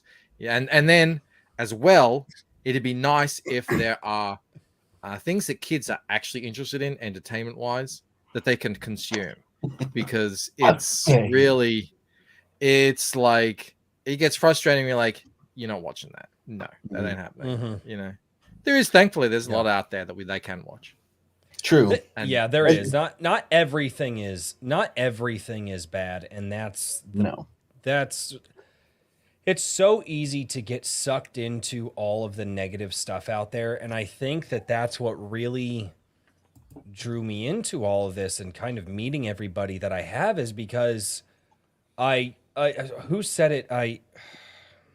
It's one of the authors in my Gilded. He said, he's like, Royce, he goes, you have this weird thing that, like, you're genuinely excited about stuff, like, all the time. and you just have this energy, and it like you can just direct it at something and just be excited for this new thing that's coming out, and it's real every single time, and it's like just a child. and it is. It's just a consequence of me existing. But I think that's why I got so into this and so drawn in by everything that's going on. I mean, I've got a stack of books over here that I'll get through them all one of these days. I think I'm gonna finish Infinite Money Glitch before you do at this rate. Yeah, probably. I didn't even have time to read comic books. I just I got a stack of comic books. Forget actual novels. Yeah, and some have been sent to me. Actually, 2 of these books here have been sent to me, but there's just those 2. And then let's see if I can just yet not. You won't let me send them. Oh God. And then here's all of these as well that I still have to get through. And some of those have even been Royce, sent. you should at least put up a shelf or something behind you so you can start showing them off. So I'm working on the shelf. I need a shelf like right. Be a man. Yeah, I know. we need. So let's put up a Michael. shelf. Michael? That when he leans back, he knocks over again. Have you seen that? What? That's probably the reason that they're giving me so much shit for the shelf. Are you kidding? I was here. I was laughing my freaking. He's talking about Mr. Bancroft. Oh, we got 2 mics. Yeah, we got 2 mics. Yeah. Okay, Oh, yeah. Mike is No, that's one is Mark, Mike, the other is Michael. Michael. One we call Mark. One is I got my Manic mark Mike here tonight. because Royce can't remember names. No, it was bad. It was bad. That was hilarious. No. You're not the only one Yeah, who did it's probably that to, by the way. most infamous stream this channel's ever had. The things that I won't live down to this like ever. And no, there was a shelf behind me. It actually had all my collector's Yu-Gi-Oh tins. Like I have the original Yu-Gi-Oh tins from that came out from like 20 years ago. My parents were like, "Hey, we found your stuff in the attic," and I was like, "Oh, cool." I knocked them all over the ground. And it was bad because I was telling a story, getting really into it. I leaned back and I hit it, and like I bent the nails up out of the wall. I hit it hard. I went and looked at the nails the next day, and I was like, You got frenetic. "That was, huh?" You were quite taken away by the sound. of it. Yeah. Well, I'm a really, really elevated person. He's Yeah, a I've noticed spaz. that. I like that. You have a real Just radio presence. It's good. That's why people are drawn to you. That's Yeah, all that you were true. talking about. Like you. enthusiasm works. You sure it's not the easy. haircut? You can't fake it. Nah, everybody likes It's not an real, exciting Mike. I don't know puppy. if you know that. It's a wig. So It's a wig. It's the wig of destiny, The Mike. Wig of Destiny. Don't piss it off. It takes it out on me later. Yeah, the Gilded still hasn't figured out one for Richard, but we've got the Wig of Destiny and the Seat of Power here. Yes. I floated the Beard of Beardiness, but that didn't work. Yeah, so no. I'm waiting I've for just them been to come going up with the one for Iron Richard. Heart, King Richard, the Iron Heart, just because I am absolutely creative. Richard looks like he could be an extra in one of those, shows. So if ever that comes about, I think Throw a pair of goggles on his head. He'll fit right into any dystopian series. I could see you in what's that? Like Last Kingdom or something like that. Old. Oh, there you covered in go. All right, building all right. is I'll full. take it. Well, he I'll does take have it. like a 30mm shell next to him. It's like Yeah. Right. Yes. Oh, I didn't even Yeah. notice that. Yeah. Look at that. Nice. And he Oh, carries It's a it practice into shell. battle. It's a naval practice shell. it's a naval practice. Just throw it at people. Mm-hmm. I mean, it's quite substantial. I'm not going to even try to pick it up because that could into total disaster. It's a very impressive paperweight. Michael, Yes. what is the nearest weapon to where you're sitting? Oh yeah, come Now on. you asked this knowing I'm in Australia. How does He this? pulls out a black mamba. I actually no. I have a kendo wooden sword. That's it. You know we're not allowed to defend ourselves in this country. You're not allowed to. Can you even have like So fun it's- knives or anything? Yeah, so it's not appropriate to make the Crocodile Dundee joke. Oh, God. We are allowed to have knives, unbelievably. But I don't know why that. Government doesn't make any sense. You can No. go to army supply shops and buy knives like that. But anything else? No, we don't. I don't imagine we'd have many massive shells sitting around. My, They look And, like just juggling buying 'em. knives. Yeah, these are throwing knives, and then like right here, for some reason, I always have my nunchucks, and then over here, I have a couple of Your swords. nunchucks. Oh, Yeah, My I wonder if guns we're on the allowed to have shelf. swords. I don't even know anymore. It's so. Look, you guys. You have a moral obligation to wanna go out look and at- buy the funnest want to thing look- you can, as far as a If weapon. you want to know what would happen to the US if you ever lost your Bill of Rights, just look to Australia. We'd go Like, get that's it what would back. happen. yes, we would. there They're there gonna are get that's- the and that's the rednecks, I can difference. tell you that. That's the difference. Everyone thought this frustrated the hell out of me during the pandemic because everyone was like, if Australia didn't give up their guns, this wouldn't have happened. Let me tell you two things. We have more guns now in Australia than we did earlier when that big buyback thing happened. Mhm. Second of all, Australians do not have the liberty-minded self-defense gumption that is like hard baked into the American psyche. Right. It wouldn't matter if a government agents came by and literally put their boot on your head, and Australians wouldn't pick up the gun in their own hand to defend. I'm Right. really curious how What a much shame. psychologically that derives from we're a nation of people who ran away from tyranny and fought it when it was here, right? Versus No, I think you're exactly Australia, right. which is a nation of prisoners. Well, the whole prisoners thing is a bit of a meme. I mean, origin wise. Yeah, no, I know what you're psychology, saying. The whole right? prisoner thing is a bit of a meme. Once, like the prisoners would come here for, they'd do their stint 5 years or whatever, and then they were free citizens. And then Right. So Australia is actually a colony of the British. So if you imagine you guys rebelled but you're against the British, still, we are the British. you still Yeah. are, yeah, So Yeah. that's the difference. yeah. So Yep. and that's not me. Now I've educated myself in these matters. So I've had discussions with Australians where I've tried to tell them the importance of, rights, like fundamental rights, the fundamental right of free speech. And you know what they say to me? Shut That's up. Yankee bullshit. We don't have that here. Whoa! I've literally had that Fighting many words. times. It's That's we're literally American the only bullshit. We country don't have on that earth here. that has it. Correct. Exactly. There is nowhere Well, else. Exactly. And we will defend it I- with great violence and cheerful patriotism. I will say this. Yeah, we didn't Jefferson say that? Oh, dude, you should, if you can, buy the Federalist Papers. You should see some of the things that Hamilton said. I mean, like our founding fathers have. It's on the internet like, for free too. So. It is. well, yes. it is. It is. I'm not a scholar, but I'm pretty. Well, I'm pretty. Our, More educated than most Australians our- on the founding of your nation. our But I will founding say- fathers, if our founding fathers lived through this pandemic crap that they had, I'm not even screwing with you. They would have decorated lamp posts with politicians. Oh yeah. And I say it that way very specifically for The, YouTube, but I mean they were not. I could tell you which ones. Yeah. Yep. Yeah. Like, Savage wait, which mofo. politicians or which founding fathers would have done it? Which politicians? Both. All of them. Yeah. Probably. But no, like the founding fathers are and On when both you sides learn of the that, aisle. and when you learn that, people go like, and I hear from people, well, no, our founding father, no, this isn't as bad as it. That's not true. Like, Yeah. I refuse to believe that because everybody always has this idea that history was greater than when you're living in history.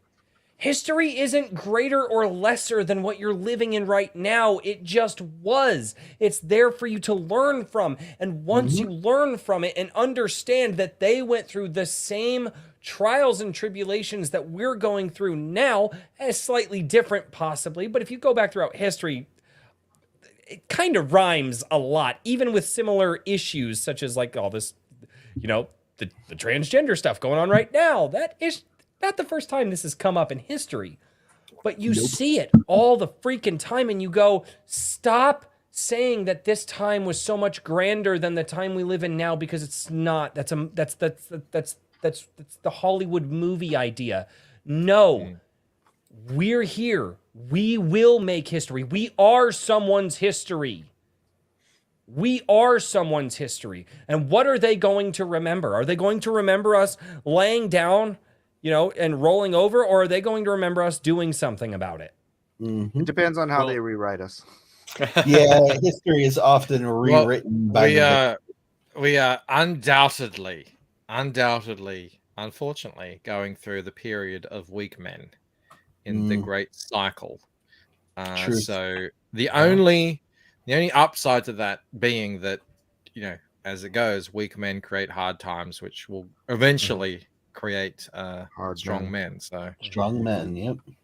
Well, and I also think, it just goes to show, comparing, going back to your comment about Australians, is that how important culture is.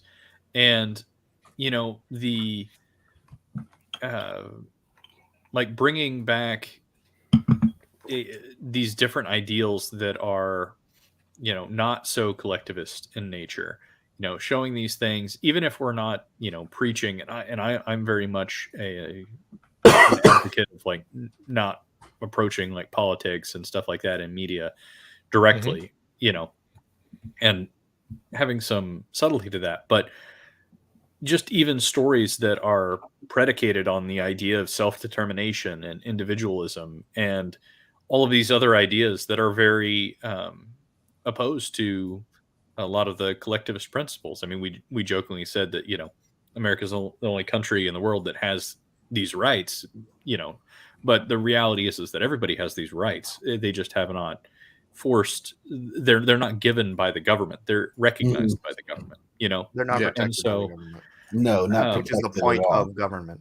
Yeah, so you can only get them to recognize what is already there, and if you make more people, cognizant of that, and whether it be regardless, whether it's by going on a YouTube channel and having like a rant off with some liberal or something like that, then power to you. I'm not sure how many minds are being changed this at this stage in the game, or if it's through just providing some escape from the freaking insanity that is our mainstream media. I think that's a huge, it really is a huge factor. The problem sorry, Mike.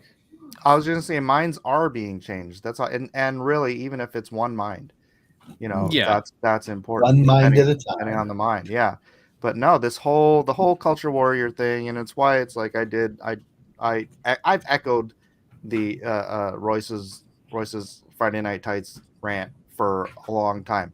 You may be sick of it, right? You may have tuned out a long time ago, and I had this argument on Well Read Users channel just the other week with TJ, and it's like it doesn't matter. At some point, somebody's last Jedi is gonna drop them over the edge, right? Actually, there was somebody messaged in for the first time on Friday Night Tights tonight who said they just watched Last Jedi for the first time and they thought they were going crazy, so they looked up Last Jedi, am I going crazy or whatever on the YouTube, and they found Mahler, which led them to all of this, and now they're totally red-pilled and understand. It matters. It doesn't, these guys, you may get sick of it personally, but those guys are the front line bringing normies into this space, which I've made this point a bunch of times. How many, you check, they get what, 150,000 views all in all? Dude. They're growing but that's a lot, right? That's a lot to me, to them. But think about how many people there are out there left. Yeah, right. We're talking hundreds of millions of people who still go into our comments and say, why do you care? This doesn't matter. I don't see the agenda. What agenda are you talking about? While they'll say, what agenda? I'll bring up the agenda, right? Whatever agenda it may be that I'm referring to. What agenda? What are you talking about? And then I'll see them 2 comments down responding to someone else saying, no, this really matters. It's really important to young girls out there that they see themselves in Tinkerbell, because otherwise how will they know? And it's like, all right, here you go. Here's another person. There's so many out there who was what's hilarious about you saying that is that 20 something years ago when I was talking about the gay agenda, people were Mhm. saying, "What agenda? What gay Yeah. agenda?" I was one of them. No, look where That was where me. are we? Yeah, that was you. I'm here with you. So that yeah, I know, hit me over the head. No, we had a politician here who I since ended up becoming a big supporter of, who tried to start a new party, didn't work. Whatever, that's politics. But yeah, he was a senator in Australia, and he was saying, if you think it ends here, you are deluding yourself. Mhm. This is where it's headed. And he was listing off all these things, and everyone was just like, laughing at him. And I was probably one of them. I'm sure I was. Like, you're crazy. This is never, all they want is this and da da da and everything. And here we are. Here we are. You know what's funny? It's for guys my age. Sorry, I'm probably the only one. Oh no, Daniel, you're getting up there, right? So when we were young, and that I was young, like I that was like the best backhanded. Just yeah, that was great. I was young. I'm not upset about being old. It's fine. I didn't even pay much attention to politics, but everybody knew what an absolute goofball Dan Quayle was for complaining And Quayle. that Murphy Brown was lionizing single motherhood. Yep. Right? And it's like that was the late 80s, early 90s. Commenting on Without something. even actually bringing any major attention to it. It was literally just an identifier for the character. Yeah, and it was just a comment, and it was like, but that's what they were doing. They were lionizing single motherhood. And what's the greatest detriment to the entire society? What's the biggest thing that the destruction one of the thing family? almost every prisoner and every criminal has in common? Yeah, no father, lack of Broken fathers. home. Yep. Broken home. Really quickly, to what you were saying earlier, Mike, about the "Am I Crazy?" Which thing. Mike? Mark. Mike. Sorry, Mark. Mike. But Joseph Peck, remember, for 3 months, AKA Joshua. over on yeah, did I say it right? Joseph Peck. Damn it. I've been calling him Josh forever. Stop it. Don't screw with my head like that. I am terrible at reading names. I called him Josh for like 3 months, and he just He did.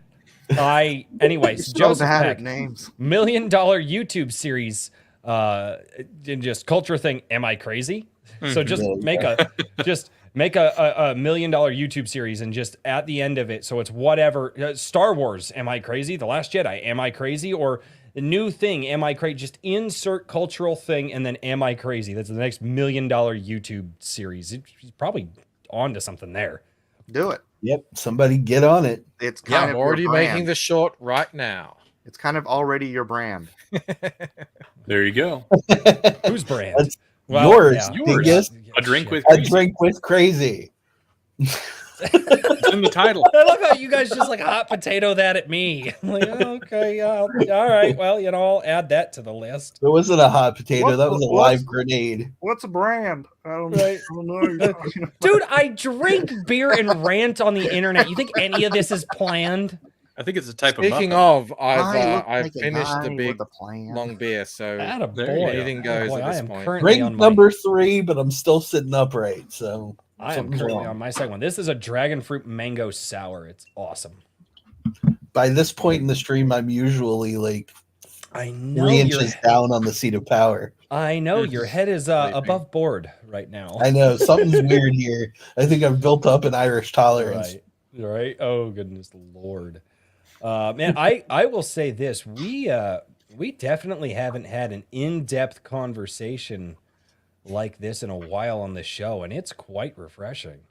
Yeah, usually we spend time talking about those pesky guests and the things that they're doing. Well, Yeah, sorry. we do- I like, just gotta hey, come in and ruin everything.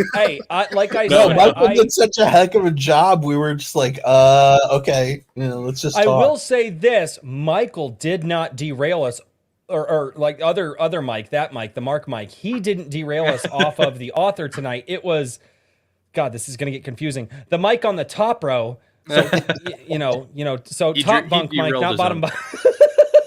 I don't know if Mike would appreciate top mic and bottom mic. I don't think that's his style. Look at his face there. He's not. a bit of connotation. Oh God. Anyway, Like it works. I'm Michael. He's Mike for tonight's Yeah. show. It works perfectly fine. Right. Oh. You can call me Mr. Miller, young man. You can call me Mr. Miller. Out of all the crap that you give Look at me, the really. gray in my beard. He'll still screw it up. Oh, I know. I will. It's fine. It's fine. Oh no, man. Like I said, my goal, I figured it out. I realized my goal, it's not to sell other people's books. That's their thing. They need to sell their books. They need to sell their stuff. My goal, I don't want to sell somebody the next Star Wars. I want to sell somebody the next George Lucas. That's what I want to do. Yeah, that's what I said in the chat. George Lucas is a hack. Now. No, he's He was always a been hack all along. He's always been a hack. But Yeah. he wasn't known. He's the luckiest hack in the history of cinema. Now I want I don't know to. if I he's the want to luckiest push hack. back on you, Mike. I want to, but you I keep can't. getting recommended these shorts, Uh-huh. and it's Lucas himself, in his own words, explaining the decisions he made in the prequels, and I've watched 15. Every single one of them, I'm like, what? Are you out of your mind? I've This watched is the them dumbest idea I've ever heard. Why would you do that? He's like, I really thought this was important that we, put Jabba the Hutt in here. I was like, what? Star Wars is literally spaghetti on the wall. He threw every single trope from film ever into one script and then launched it at Hollywood. No. He screened it to Steven Spielberg, Brian De Palma. I can't remember. That's who what else. I mean. And they all turn around and they were like, no.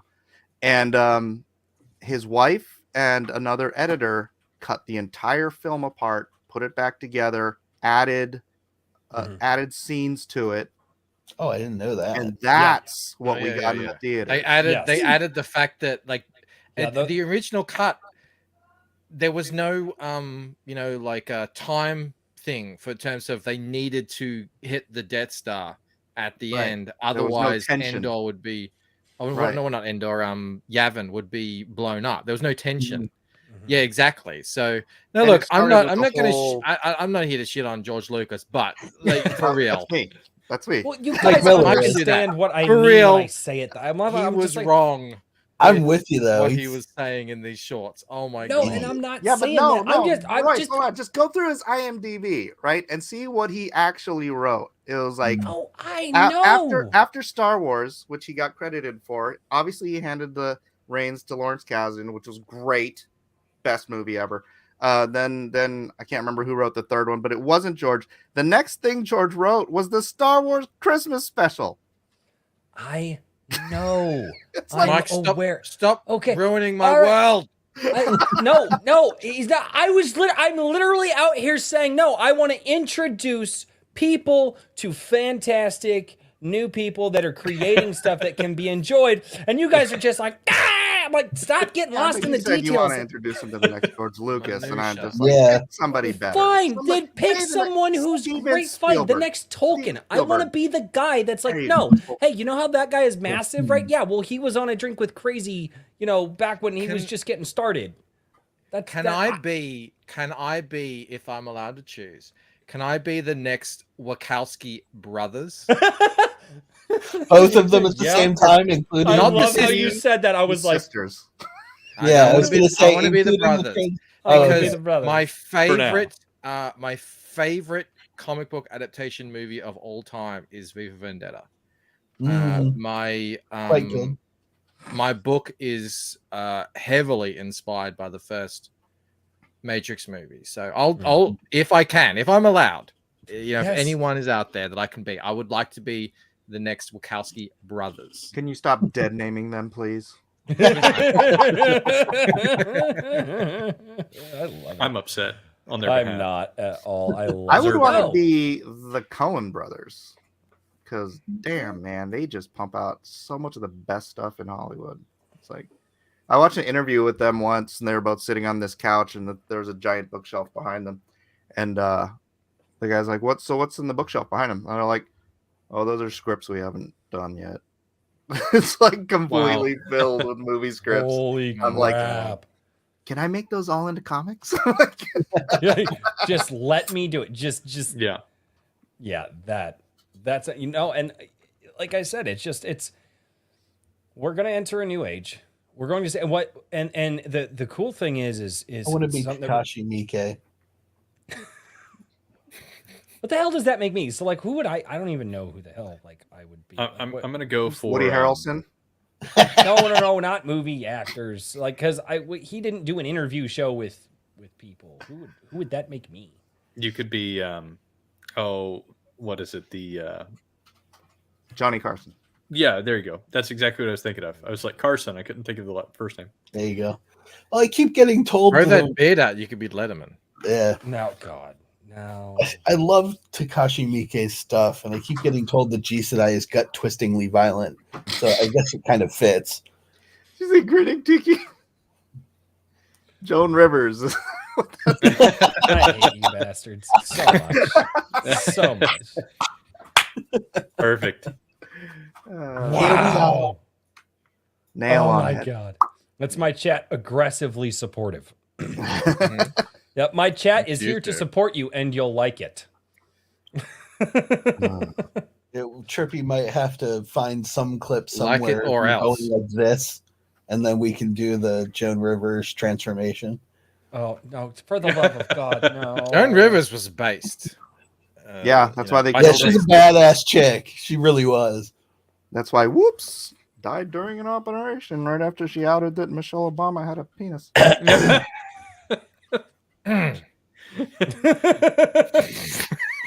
It was like 2 months later, man. It's like Trying to save us from YouTube So strikes what you're here. saying is she was not Hillary Clinton. she was probably Obama-sided. Okay. There you go. Yeah. That's that healthcare they were trying to get through. That's Yeah. Obamacare. Yeah, Obama, It Yeah, was, she got it was Obamacare. Obamacare. Believe it or not, even though there you go. Best possible cat. I I was love going to that try and Mike work and in I made a it there at the Predator same drone time. joke, but that's better. Oh man. I thought No, that she joke was wasn't dead. suicided. She had a routine We're gonna get operation nuked for this. that she got that she didn't come out of like 2 months after making that statement on Yep. the news. Interesting. Everybody knows. Oh, God. Everybody knows. You don't say It's that actually- out loud. It's actually kind of unthinkable now in today's society to think that Joan Rivers was mainstream, on big networks saying the things that she was saying. It's like Oh, that's she's completely glorious. gone now. It's completely gone. Well, that's why I came in here shouting decentralization, because that's the salvation of free speech in America with all these corporate, aside from Twitter, where we have Salvation of free free speech. speech anywhere.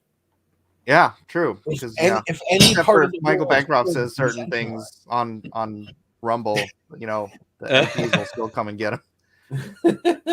Yeah, we have laws on the books. We actually have laws on the books here in my country where if you say something offensive about a protected group and they still have they use outdated language like a telegraphic communication or whatever, I don't know.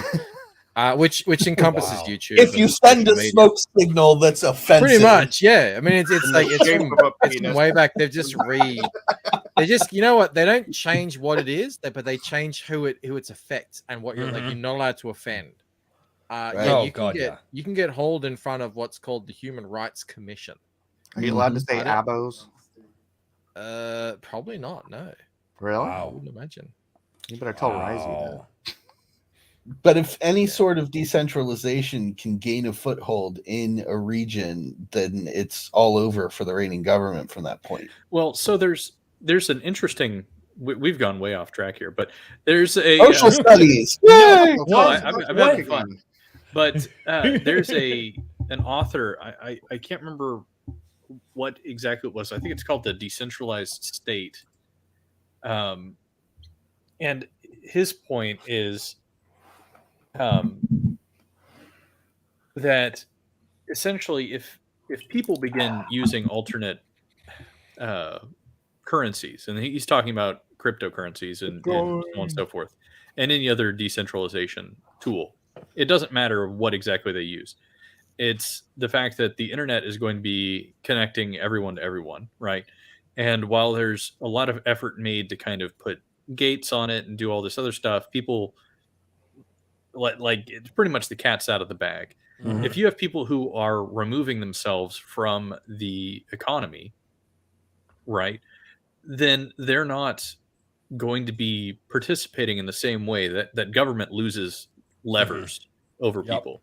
And Yes. Correct. you know, That's why it's called power of the people. yeah, and so right now one of the biggest unspoken powers that the government has is control over your money. And so I say every law is enforced at gunpoint ultimately, or not enforced at all. And the way that a lot of laws are enforced is that they fine you, and if you don't do X, Y, or Z, if you don't obey, then they just take your money or they lock your money up. You know what I mean? They remove you from the economy, essentially. Yeah. Can I And tell you something wild? Oh, sorry. Yeah, Alex. go ahead. Physically or financially. I'll tell you something wild. So my wife and kids are visiting her parents, one of the parents-in-law, in France at the moment. So over the last 12 months, They're keeping warm on the streets. Yeah, with all the fires. yeah, I know, right? They're not too That's far from that nuts. either. I- Over the last 12 months, they've withdrawn 21,000 euros from, I guess, ATMs or banks or whatever to use as currency over the year, over the course of the year. So the government, I think the police or some government bureaucracy called them up to ask them, what are you doing? Why are you withdrawing all this cash? Are you money laundering essentially? Because they're like, why aren't you just using your card? And they're like, because we don't want you to track what we're buying. But yeah, they're already like that was, and that's like, over the course of a year. Why are you taking your own money out? What are you, Exactly. peasant? What are you doing with this thing that you think is yours? That's here in the U.S. too. Oh yeah. Oh, it's Yeah, but in the oh, U.S., more often than not, it's your bank doing it, which is a Yes. little less nefarious than the government. It wasn't $21,000 cash withdrawal at once. It was over Depending on the bank, the Yeah. government gets notified. Oh yeah. No, yeah, no. If you actually They don't get withdraw too notified much, when I or move what is it? It's any $100,000 it's worth of any Bitcoin. transaction over a Yeah, certain amount exactly. is immediately reported to Correct. the FTC. Yep. Not in the blockchain. No, not in the blockchain. But any cash or credit, as it actually is, because it's all illusionary money at that point, that you move in large amounts, and bank has to be reported. So yeah, in the U.S., same thing Anything happened. over $10,000. Correct. Well, now, you and then guys, what? I The IRS remember- wanted to track anything over 600, which that is. Oh, yeah, I on the remember. books. That's what I was about to say. You guys, And were most flipping banks out put a over that withdrawal in the cap States. of 5K. We've had that for decades. Yep. Mhm. I can't receive a payment. I can't receive a $10 payment from, I don't know, someone who I don't know, I did a sketch for, whatever it is, without the government, emailing me a year later saying, "Oh, what's this? What's this about?" Yeah. Ugh. Michael, Everything is do tracked. you not have You any owe me crypto? $2 on that $10 gift you just got. What's that? What's that, Mike? Do you not do anything in crypto? Not well. I mean, we invested a little bit, but no, I don't well, trade because in any crypto. I for the past 2 years have functioned primarily in crypto. Going back to the legacy financial system is like going from Painful. a Lamborghini to a Flintstones mobile. It is so grinding to Mhm. get money from Shad to my bank account and then transfer that to my personal account. But it takes things I can do in crypto literally in seconds. Correct. With What almost do you no use to do fee. that? I I don't really know like too much about it. It's called a MetaMask wallet. It's a decentralized So, wallet. and be careful with. We're not financial advisors. We have to say that on I'm YouTube. telling you, Greg, invest you in it. This legit isn't about have- investing. This is about being able to move your money. No, I know, freely but we anywhere are on the not planet. giving financial advice on the channel. That's the Right, only thing. Royce I is have. Royce afraid is of very YouTube, concerned. Greg. Royce is All the drawing other the things line. that go on I- this This is channel like are his worthy of second not I time, don't too. care that we $5 have the conversation. I love that we can have this conversation, but YouTube, unless we give those little, we're not allowed to say it. So we're not giving financial advice. We're simply talking about our financial experience. Hey, Trippy Soul says money is also an illusion. I would say Correct. currency is an illusion. Mhm. Money is a real thing. I would say currency is real, Mm. money is the illusion. I would No. flip-flop them. Because currency has existed long before we turned it into any sort of, I mean, obviously you can get into the, the idea of what money, but no. But currency, trading. Let's have a trading 4-hour labor- argument on this. Let's go. I'm ready for this one. Dude, no, because they're just No. gonna bait us, and I have to get to Come super on. chats in like 5 minutes. I have I that know it's discussion with- we've been going. Paper money is false. Yeah. Oh paper no, money. Yes. The U.S. dollar is the biggest crap coin on the planet. It's Huge. especially Paper now with money is BRICS. false, bro. BRICS just kicked the U.S. out of 50% of the oil business on the planet, and that is going to cause the dollar to lose a lot of ground around the planet and lose. Yep. Eventually, it'll lose The value. only thing that because our of dollar has been enforced by is the power of our military since much. basically Since the World gold War standard II. drop. Well, Yeah, and you know what? It's not the military. It's the IRS agents with the guns that come to your house. If you well, no, but don't I'm pay talking your about bill. around the world. on I'm the not talking world about stage, it's domestically. I'm talking about military. worldwide. It's been our Yeah. military. That and the fact that we actually struck a deal with the Saudis back in the 1970s. Yeah, the power of after we got off the gold standard in 1971, the power of the dollar was based on petrodollars Mhm. because it was the U.S. dollar that was the That was currency of oil around the world. That's why I'm saying the gold bugs have been freaked out about this for decades. They said that if the dollar ever loses its ability to be the world standard petrodollar, then it's going to collapse, and that's happening right now. Don't worry about it, Mike. It's all going to be based on I'm not the worried. I'm in manufacturing Bitcoin, industry. bro. I keep this much of my money in fiat. Everything else is crypto. I'm good to go. I have genuinely have no idea how to even get. I'm into holding crypto precious or metals. We're gonna have to have like a never mind. I'm Oh sorry. yeah, no. Because Richard's just like I've never seen Richard perk up so fast from being sick. He's like, we're gonna I know. I'm actually feeling way better. I drank all this coffee. Good. I steamed my sinuses earlier. I'm feeling a little bit better. I'm probably gonna crash hard Fantastic. later, but there you go. Well, we're There you glad you're still with us. Yeah, I've Yeah. drunk a full beer in the middle of the afternoon. And I don't Drink normally number drink. 4, ladies and gentlemen, Yeah. but I still haven't I was gonna sang. say, there you go. You're really hanging tight there, dude. You're well over 90 minutes, Michael. Are you okay? I know. No, someone was calling out earlier. I'm noticing that I'm slurring my words. I'm just body as fuck. I'm a pretty cheap drunk. I'm not. I I'm holding strong on sober streams. A couple I of only people, drink on Fridays. It's fine. a couple of the people in chat are talking about the 3 Dean Canes. So what we did, I got kind of burned out on Drawn and Quartered, and I was gonna not do anything, but then me and Elliot Fernandez were talking on the phone about it, and we were just talking about story ideas and stuff, and we were having so much fun. I'm like, let's do that.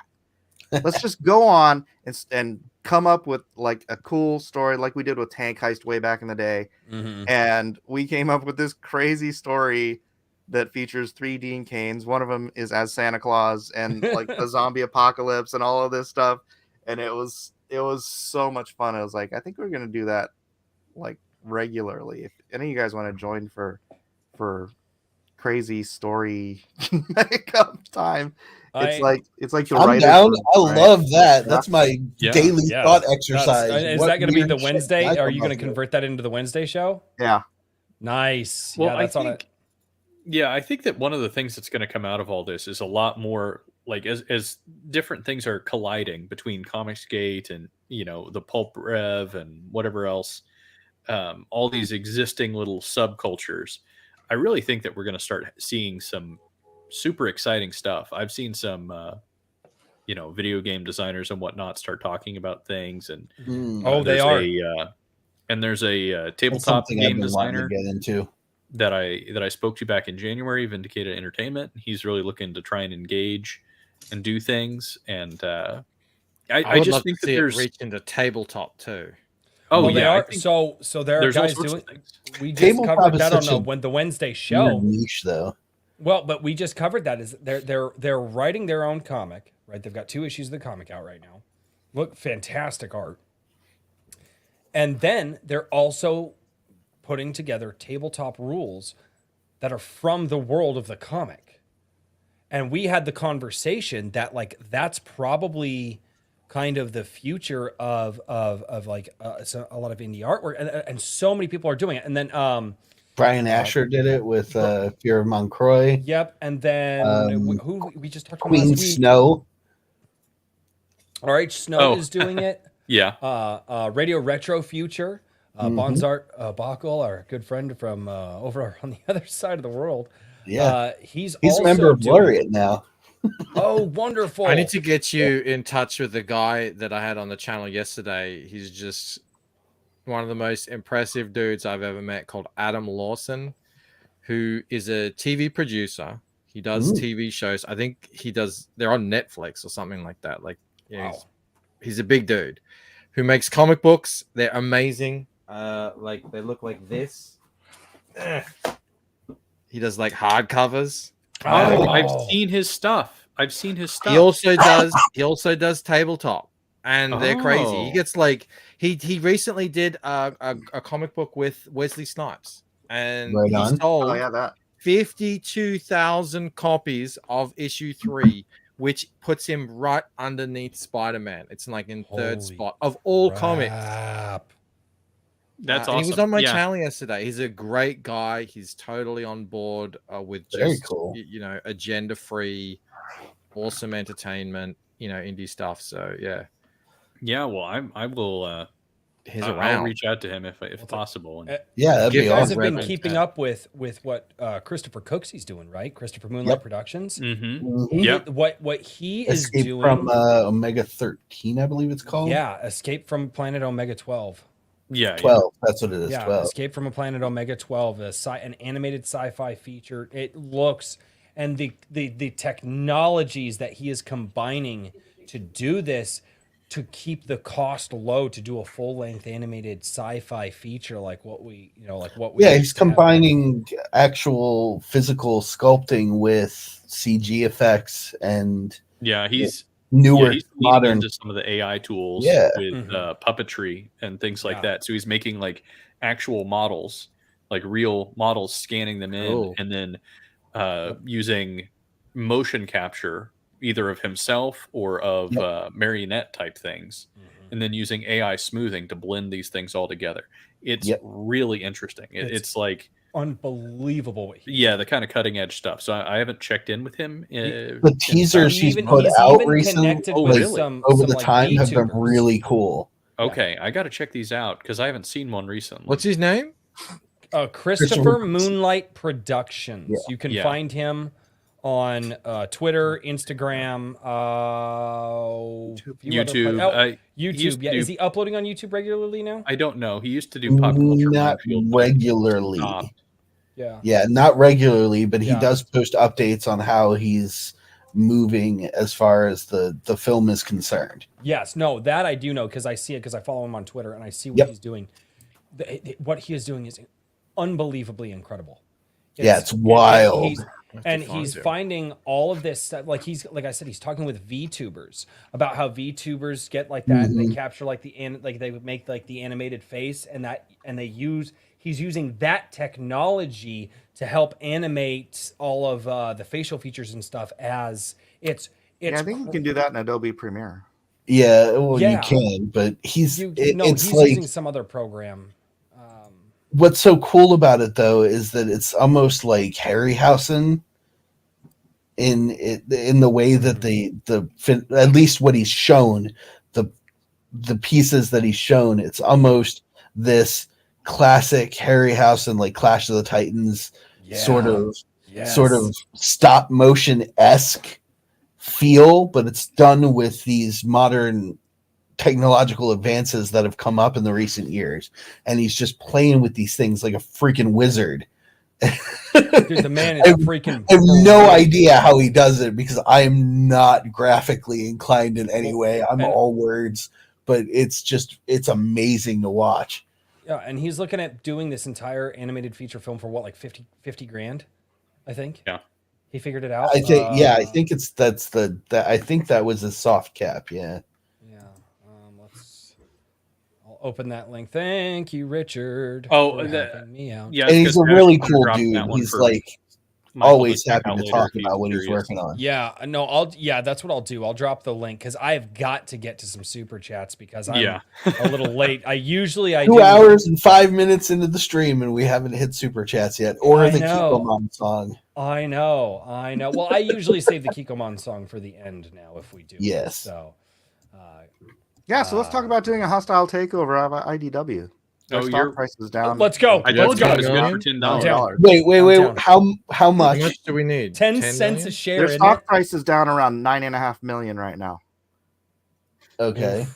I mean, their total market cap. We have 500. I can throw in. But like, what would be the buyout range? I don't know. I don't know if you'd. I don't know if you'd be able to. What you'd probably have to do is go and make a cash offer. Right. That they have to be. They like what's his face did to Twitter. Yeah. Where they would be obligated to take it. Right. Mike, you have already talked with friends of yours about this. I know you have. Maybe. We're going to see IDW moved on to the blockchain here. Yeah. Moved on to the blockchain, and all of a sudden we're just like, wait a minute, is that Mike's comic on IDW? By the way, Mike's gonna have. Never mind, I won't say anything. I mean, they're 20 minutes from here, so it wouldn't be a bad idea for me to. There you go. So, I am going to. This one's gonna get an applause. Usually I save the applause button for anything $20 or more. Mm-hmm. But this is a very, very special super chat because this is the very first super chat I've ever gotten on Rumble. So I think it's a Rumble chat or whatever the heck they call it. This is the first donation. Rumble rant for $5 from, I think it's Teal or TL. I am not sure how to say this. They actually just followed the channel. For $5, I don't trust any group that preys upon the most vulnerable in our society, such as children and the mentally ill. The trans movement, from what I've been exposed to, is one of overt intentional malice. Yep. And that's obviously for when we were having that conversation, but that is really cool. We just started this week over multi-streaming to Rumble, and that actually, the first stream the other night did really, really well. I was very, very surprised that it did that well. So I did have to give a special applause for that one. Nice. One of my favorite hashtags I've seen on Twitter lately is LGB without the T. Oh yeah. No, they've been going hard against it. Absolutely. Gays against groomers. Oh yeah. Oh, that's been around for about 2 years now. For about a year now. It doesn't take off, and I know a lot of people are very iffy about the Daily Wire, but I'm always tickled by Ben's LGBTQIA apostrophe ampersand poop emoji. And he just goes on and on and on for a little while, adding things onto the end of it. It makes me laugh. I call him Legibbity Q. There you go. Legibbity Q. That's awesome. Oh, right. Herman P. Hunter, the Lore Forge, for $5. And guys, if I missed my super chats, tell me that I missed your super chat, and then I'll have to go in the back end on the channel dashboard and find it. Because that'd be great. You come up with a character named Libigibbity Q, and you make him look like Libigibbity Q. Oh my gosh, that would be great. Just all rainbow. Daniel, you need to get drunker. People are mad at you. So, this Michael, is my fourth drink. I'm telling you, I'm building an Irish tolerance. Mr. Bancroft, for those of you, for if you don't know, generally we know how late in the show we are by how many hands you can fit above Daniel's head on the chair. You measure. As I you drink, measure I his level of. I have noticed a slight Yeah. lowering. Last week, this is very slight compared to what. Usually used to. he's somewhere down. Like, Normally I'm there down you here. go, about there. ow, Yeah, that hurts. Oh, By this point in the Friday night, normally I'm down here. know what This you need to conversation do? has been so fun. I've been You extra focused. You So- need to create get some. You know at a 7-Eleven how they'll have things for the height. Mhm. You need to put them behind you, like different. Oh, levels of- Richard was talking about that. Yeah. Yes, they, Eventually, we'll figure out some way to do The an hell is that? overlay. here That comes would the- be that would be a Future baby- dinner. yeah. Well, no, these ones aren't future dinner. They will be when they stop laying. No. Yeah. Well, yeah, when they stop laying. No. For now, they're egg layers. Speaking of which, I'm gonna go eat my food. There you go. See you, Mike. See ya. So, no, we got chickens. They're just babies right now, but At right, some point, the chicks enter the stream. yes. Well, they have to check on them for the last time for the evening to make sure that everybody's healthy and happy, Yes. and they are. And it's a So- moment of adorableness. Oh yeah, no, the chickens they come on every Sunday now. Oh crap, I'm missing super chats. I gotta make sure I don't miss super chats. This is More gonna be super bad. chats. Let's go. This is gonna be bad. This is going to be very bad. I can't scroll down fast enough. Okay. I literally am gonna have to get somebody to help do producer stuff. Herman B. Hunter, the Lore Forge, for $5 says, King Bib would have me on. Maybe not, but feel guilty anyways. Man, he must be drunk. Oh, dude, he has been obliterated for a while. Yeah. He's just having it. But for good reason though. He's celebrating, right? I mean, his Yes. book has sold 50% of what his book last year sold all year, and he did it in a month. Correct. So he has beat wow. 50% of his yearly sales in a month. And that We'll is take this the credit for fantastic that. guy right here, The Wizard's Stone by Herman P. Hunter. We'll take the credit for that one. Yeah, I'll take the credit Yes, for that claim one. it. Claim all of it. Yes. Absolutely. That's what I want to do. I just want to, when you guys get all big and famous, I want to be the guy that, like, no, they were here first. Like, that's how I want to. I have one of them. I have one of If them. the one in I have. So there's Yeah, this that's there's this lovely young woman named Irene Strakowski, who I still have the very first DM she ever sent me. So Tim, I'll look at that. little Baby cute chick. chick. Yeah, this is My one of the kids new ones. desperately want chickens too. Yeah, this is one of the new I'm ones. just worried about all the droppings only about a week around old. the backyard. So I've got a DM of a very timid Irene, sort of, oh hi, can I come on your channel? You know, she didn't really have a presence or anything. She's about to hit, like, she's on her way to hit 200,000 on her comic. That's And awesome. She gets Fantastic. way more people than I do in her streams, and it's great. It's like she's just I love skyrocketing. And the great thing about it is, one of the good things about it is, when she got really popular and she started making, over 100,000, people in the mainstream who knew her from years before, who wouldn't give her any work, who didn't care that she was completely languishing, her skills ignored, came out of the woodwork 2 years later to say, "Oh, I'm so disappointed that Irene is hanging out with these awful people now. She's ruining her career to just for the quick buck and blah blah blah." So it's like, You mean the people that actually took a chance on her? exactly, Yeah. the people who actually supported her and promoted her and enjoy her work, and it's gravy. It's all gravy, and she's doing amazingly well now, which is so good to see. Good. Yeah, whenever I hit the milestone, I mean, I'm doing pretty well, but whenever I hit the milestone, I'm still going to be here getting drunk on Friday night. Thank God. Yeah, Period. yeah, absolutely. Thank Why would God. you leave? Yeah, these are my guys. Where else These are you two- going to get drunk on Friday night? These two gentlemen here. This was the way that this.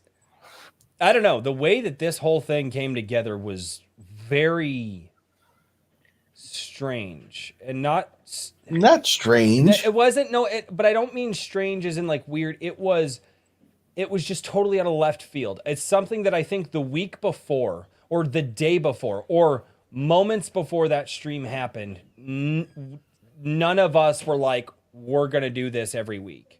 No. After that first stream happened, we were like, yeah, okay, this is a thing. Yeah, it was like Richard messaged me and was like, "Hey, do you want to do a live stream?" And I'm like, "Yeah, sure." Yeah. What the hell? I mean, I've done like 6 videos, and they were reviews and interviews with other authors, and that was pretty much it. Yeah, that was my foray into any sort of content creation. But I was like, "Yeah, what the heck? I'll give it a shot." Yeah, it was like I said, and that's why. I mean, it was just strange, just because I don't. Like, because we got done with that show, and I think, oh God, we must have talked for like an hour and a half, like after the show, and we were just like, so we're doing this, right? Like, this is a thing. We were all just like, yeah, it's like I don't know if all of us came to the realization of that in that live stream, but like that's what it felt like. We're just like, oh no, this is just a thing that we do on Friday nights now. Yep. Like it's just where it was a couple of days later when you did the Iron Age Nights with an N or Iron Age Nights with a K. Yeah. I'm still mad that it's not with an N. I wanted. We are the Knights. Deal with it. But I didn't want it. No, it makes sense. It's a cool. I mean, it does make sense, but it's a little gay. Your face is gay. No, I wanted it because I always like. It's like we're sitting around talking about this, the stories and sharing these stories with the people telling them. Like we're sitting around a campfire, like at nighttime, like Iron Age Nights. It's the Knights of the Iron Age, not the Knights of the. I don't know. It's Shad Brooks came on my stream and ruined it all. I blame him. There you go. So, yeah, Shad's always down for Knights. Yeah, with a K. I know, right? He would definitely put his hand up for the K. He did. He totally did. He did. Yeah. Well, and I put it up for a poll. I put it in the poll. I was like, "Hey, Knights with a K or Knights with an N?" And chat, it was like 83%. I was on board with the chat the whole time. I was like, "We need to be the Knights." Don't give the chat power. You cannot always give the chat power. No, you can't. Okay, Wrangler for $10 says, "Show me, show you. We miss you, Kikomon." And that was before Kikomon. That was before Kikomon came. Jennifer Grover. For $12 says, "Hey guys, I'm enjoying this show. I was brought here by Michael Bancroft. I'm enjoying your guys' channel. Thank you so much." Good. We're glad you're here. Good to have you. Yeah, no, I'm glad to see new people entertain my insanity. Come measure the seat of power with the rest of us. Jennifer likes to get drunk on a Friday night, so Yeah. this works perfectly well with her. It's a good use. Yeah, sometimes you'll see in my chat, she's like, "All right, I'm too drunk now. I got to dip out. Love you all. Bye." That's awesome, man. I can't do that. I have to stay until the end. Yes, it's true. I'm waiting for him to just pass out one day on stream, just obliterated. He's just it's happened on my channel. Yeah, I used to do more of a round table like this as well, and I've had guys who are just like, but they were like 7-hour streams. We're planning to do a cigar and bourbon, cigar and bourbon, and cigar and scotch. Yeah. So the plan is to get to a point where it's nothing but our chairs for at least a half an hour. There you go. Because I'm down with the whiskey. I don't know about the cigars though. I'm not a big smoker, but yeah. I love a good cigar. I do like it. So no, I got to put it together though. That's going to be a big stream, and that's going to take. I'm actually going to have to get a different setup for it, and probably put my green screen out in the garage, and then get like a mobile setup for it's going to be a pain in the butt for me. Yeah, I need some advance notice honestly, because I don't smoke around my house. Yeah, but there's a cigar shop that's maybe a half hour away, and they do a thing where you pay for a year of hanging out in their cigar room. Basically, you get a code so you can come in whenever you want. So I can just set up late at night in that cigar shop for the night, and that's awesome. Hang out and get drunk. And that's why we haven't done it yet. Sleep it off. It's going to take a little bit of coordination. I can get the Coordination, for garage. sure. Yeah, I can get the garage set up and probably run the stream. I think Maybe. But maybe. Yeah. Unfortunately, unlike Rob Rhymes, I don't smoke in the house. Well, he is a cigar guy. He says he only does it like once in a while. Like usually he smokes outside. He's like, but like once in a blue moon he'll smoke a cigar in the house. So, all right, Christian Magram for $5 says, Hi, "What Christian. do you get? What do you get when you see a spaceman?" Well, you park there, man. A parking space. Yeah. Oh, I got it. Yeah. You're like, no, you're like, I It you're took like, I know my what I drunk ass a second, but I got it. The dad jokes. The dad just oh my goodness. That's a Lord. brilliant dad joke. It's one that made you that go, one was pretty good. Kikomon for $20. I gotta shorten up the applause. The applause is really long. I came here. This was back when I think you had mentioned how you found my channel, Michael. He says, I came here thanks to Eric July. Never read comics, didn't actually like his comic that much, and I don't think I will ever get into comics, but I 100% support the movement. Woo! And he does. Yeah, I mean, look, I don't play video games anymore either. And as I said at the start, like I don't have time. So as much as I would love to read novels, I don't have time anymore. You know, but yeah, you know, I support. That's cool. Like it's all about supporting what's actually happening, and you know, knowing that there are fans out there for all these different mediums. That's why I'm carving out an hour every day to do some reading on these incredible books that keep coming out. I have tried to do that unsuccessfully. It's hard, but I'm forcing that hour. We also have 4 kids too, so like you know, I try to. Hey guys, it's time to go to bed, and I crack the book open. Hey Dad, yes. Yeah. Go to bed. Hey Dad, yes. Okay, go to bed. Hey Dad, oh for the love. Okay, no, stop it, stop it. Yeah. What are you doing? I was trying to read a book, but you know, that's the life of having 4 kids, though. Oh man.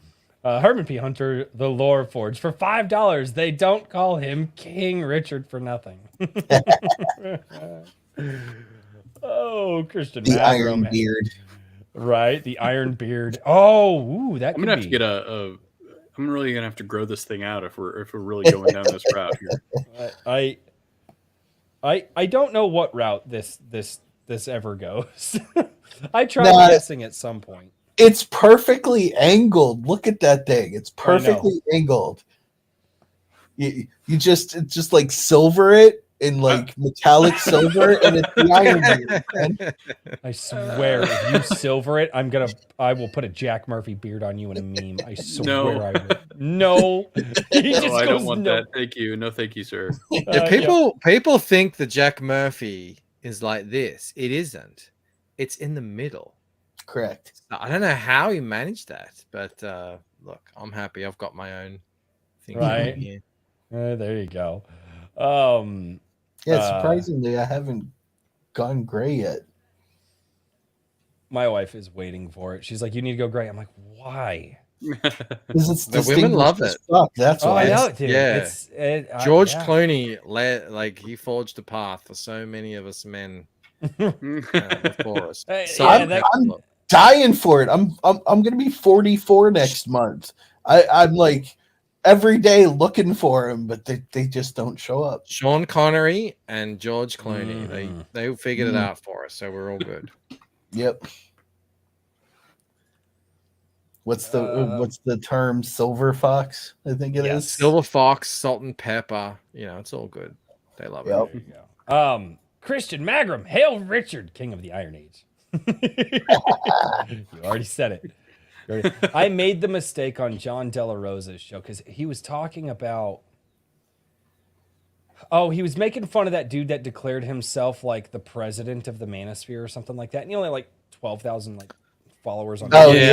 I didn't follow that, but I remember him going. Oh my god! I just remember him talking about it. I don't know what. Yeah, he was joking about it for weeks. Yeah, and so I went in on one of the shows, and I was like, "Wait a minute! This guy says he's the president of the Manosphere, and he's only got like 12,000 like followers or something like that." And he's like, "Yeah," and I'm like, And I'm like, okay, I'm like, that sounds just as idiotic if I was like, hey, like I'm like the #1 Iron Age YouTube guy. I should not have fucking said Yeah. it. I said it as just to try to make a comparison to how ridiculous the claim was.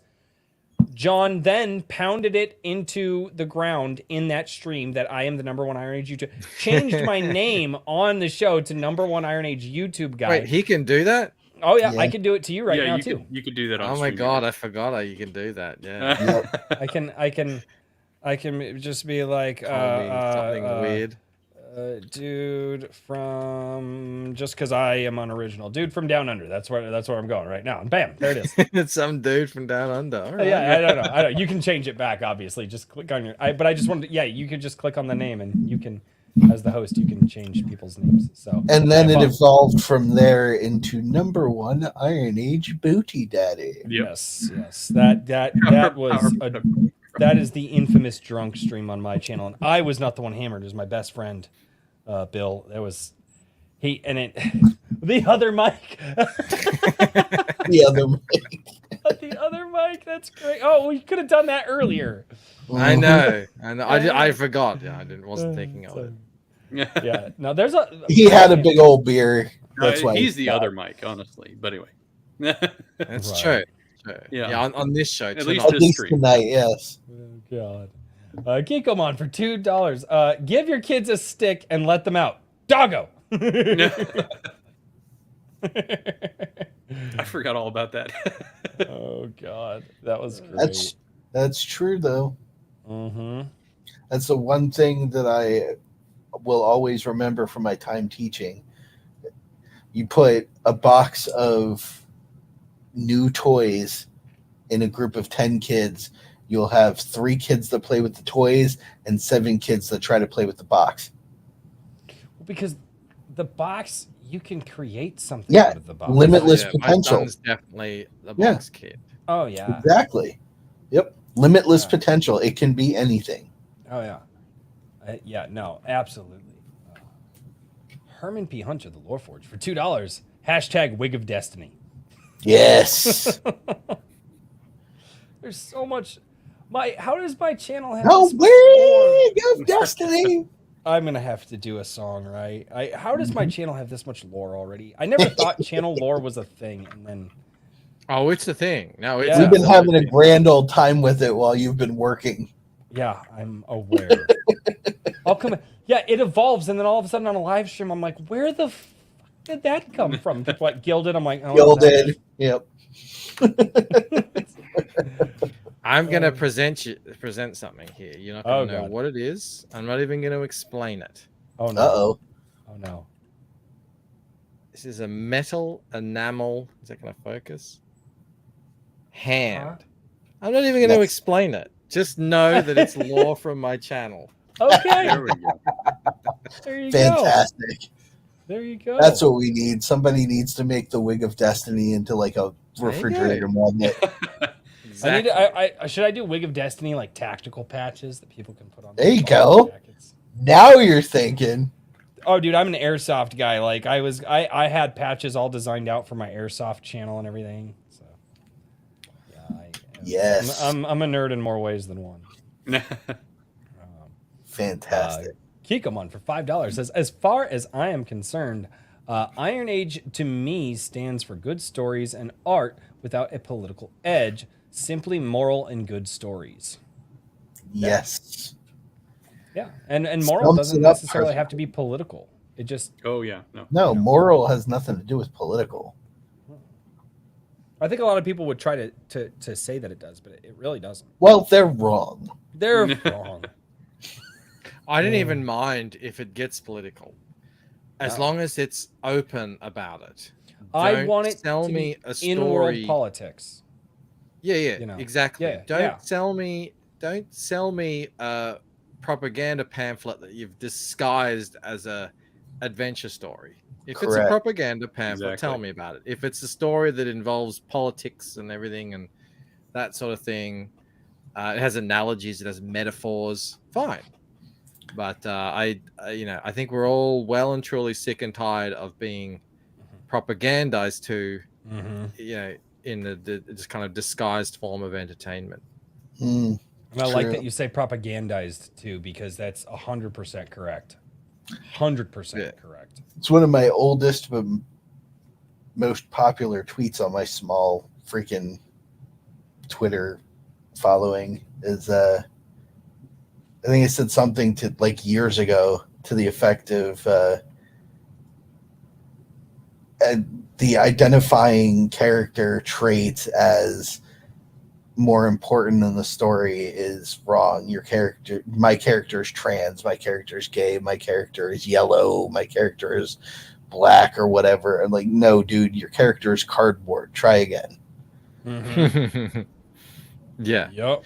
There's a my favorite, I think one of my favorite Next Generation episodes, where at the end Picard is talking to Worf, and he's describing this. I think it was called Drumhead, describing this woman that Worf was like, "Oh, I believed her. I thought she was on the right side and everything." Blah blah blah. Mhm. And the really cool thing about it is, SJWs watch that today, and they see the evil person is Trump. And conservatives watch it today, and they see the evil person is SJWs. Like, Correct. as in, it's what it Mhm. represents. That is how you do it. So that both, it doesn't matter what political side you're on, you get the values out of it. Mhm. The question is put out there. Whereas, today in comics, they literally made MODOK Trump. Literally. Yeah. Mhm. Yeah. They drew the character as Trump. Now, there's no side. There's only one side in that. So that's where you can see the difference. Right. Oh, absolutely. Christian Magram for $5. Man, it feels so weird to go from. I am still not used to reading super chats because it's like we're having a great conversation and then it's like super chat and I'm just like, this is weird still. I'm bad at this, guys. Christian is apparently jockeying for Kikomon's position tonight. Christian Magram for $5. Daniel P. Riley, do you ever edit short stories? It isn't much work in that way, but many editors I've spoken to do not. I do, yes. I So linked to your site. the site right now is getting updated, so there's just a landing page that says coming soon. But I recently worked it out. So my current going rate for short stories is $50 per 10K. Damn. I'm drunk. Daniel Let really me making in that money, 50K. Let me screw up my words. No, $50 per 10K. No, that's my current thing. But honestly, for Iron Age folk, I tend to just do work regardless. It really all depends on if you catch me in the right mood. It's the glory of being an entrepreneur. I can do whatever the hell I want for however much money I want. Awesome. So yeah, the standard rate $50 per 10K words. So and then once you hit 50-60K, it's just, or above, it's just my standard editing and proofing fee, which is $250 flat. Do not charge anything extra. I've spoken to people who are like, yeah, this person charged me $3,000 to edit my book, and I'm like, what the hell? That's insane in my mind, because editing should be helping a person make the greatest story that they can make, not drain their bank account and leave them wondering if their book's ever going to get done for 6 months. That's messed up to me. No, I agree. So, editing and proofing, $250 flat for anything over 60K. The publishing industry, you listen to people talk about it, it has been a predatory practice for many, many, many decades at this point. And it still is. They're requiring you to have your own audience first now. Mm-hmm. They don't even want to do the work of promoting you. Yeah. They just want to reap the benefit. Yup. It's screwed up, man. Yeah, I'll end up on a rant. Move on before I start going off. But yeah, $50 for 10K. That's the synopsis of all of that. Plot twist of the night: Daniel goes on a rant. Royce does not. I almost did. I was like getting fired up there for a moment. It's funny what my rants are considered now, because I have gone on several 15 and 20-minute rants on YouTube, and like anything like shy of that, people are like, "Yeah, it's not really a rant." I'm like, It's not long enough. Oh.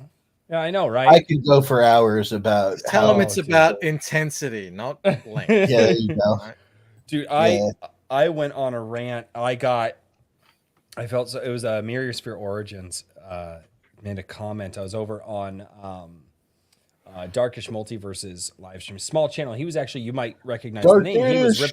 He was the Rippaverse News Reviews and Theories channel for a while, but he noticed that once all the Rippaverse hype calmed down, like his channel just, so he had to kind of rebrand. But I was over there, and they said something about community is a communist word now. And the commies took over that word, and I fundamentally disagree. So because obviously people say that, you know, politics is downstream from culture. And years ago in my head, I thought, well, what is culture downstream from? And the answer that I arrived on was language, right? Because that's the thing that we communicate culture with, right? The words that we speak.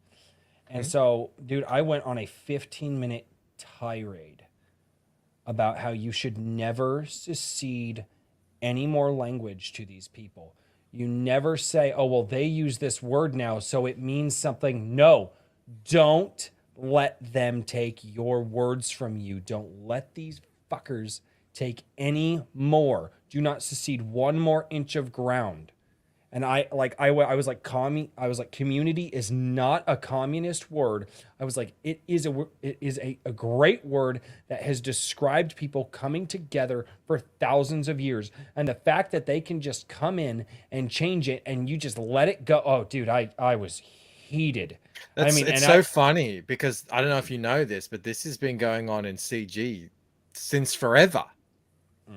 People will, and everyone, anytime anyone says the word community, someone will say, and I know nobody likes that word, but every time, and I'm like, just say it. It means a group of people who have similar interests or who live together or whatever it is. You know, it's pretty apt. It's pretty well describes what's going on here. So, it is. And no, and I totally agree. I 100% agree. Absolutely. Kikomon for $20.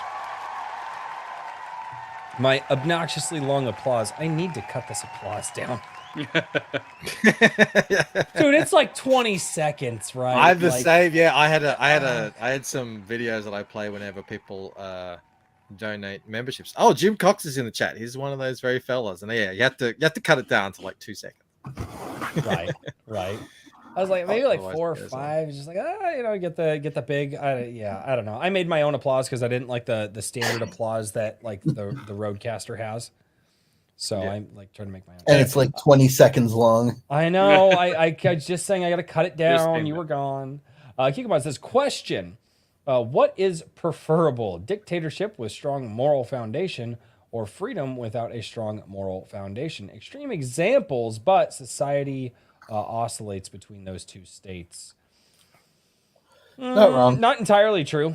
Not entirely, because here's the thing: is morality doesn't come from dictators. It doesn't come from one source. It actually comes from individuals. Individuals interacting with each other is usually where moral foundation comes from. And so I would say, I mean, dictators are never good, right? I would rather have the ability to walk out of my house, say what I want to say, buy what I want to buy, and live my life the way that I want to live, because that moral foundation controlled by that dictator might not be the moral foundation that I agree with. Or maybe it is. And maybe it's the other guy who doesn't agree with it. So why on God's green earth is it okay for that dictator to crush that guy under the heel of his boot simply because I agree with it? Yeah, dictatorship implies universal control over Everyone. the region. So yeah, I can kind of get on board with what you're saying. Yeah, we had a dictator here. We still have him. He was re-elected. He's as close to a dictator as you could get in the West. And yeah, it's not nice. It is not pleasant. Yeah. Without being Putin. I mean, there are laws. There were in his country. literally people being beaten in the streets by his police. I've for seen some of the standing videos. in They the are street. horrid. Eating a sandwich. So yeah, it got pretty rough. They were shooting at people congregating. No, they weren't shooting bullets. They were shooting rubber bullets, but still they were shooting at them. And, A rubber they bullet were- will drop they were you, injured. though. Cheerful yeah. patriotism will fix that. Don't get him in trouble. But No, I understand. Jason, the premise behind the book actually is that it's set in Tokyo in the future, and they reached a point where they outlawed lethal combat, so everything is non-lethal ordnance, aka NLOs.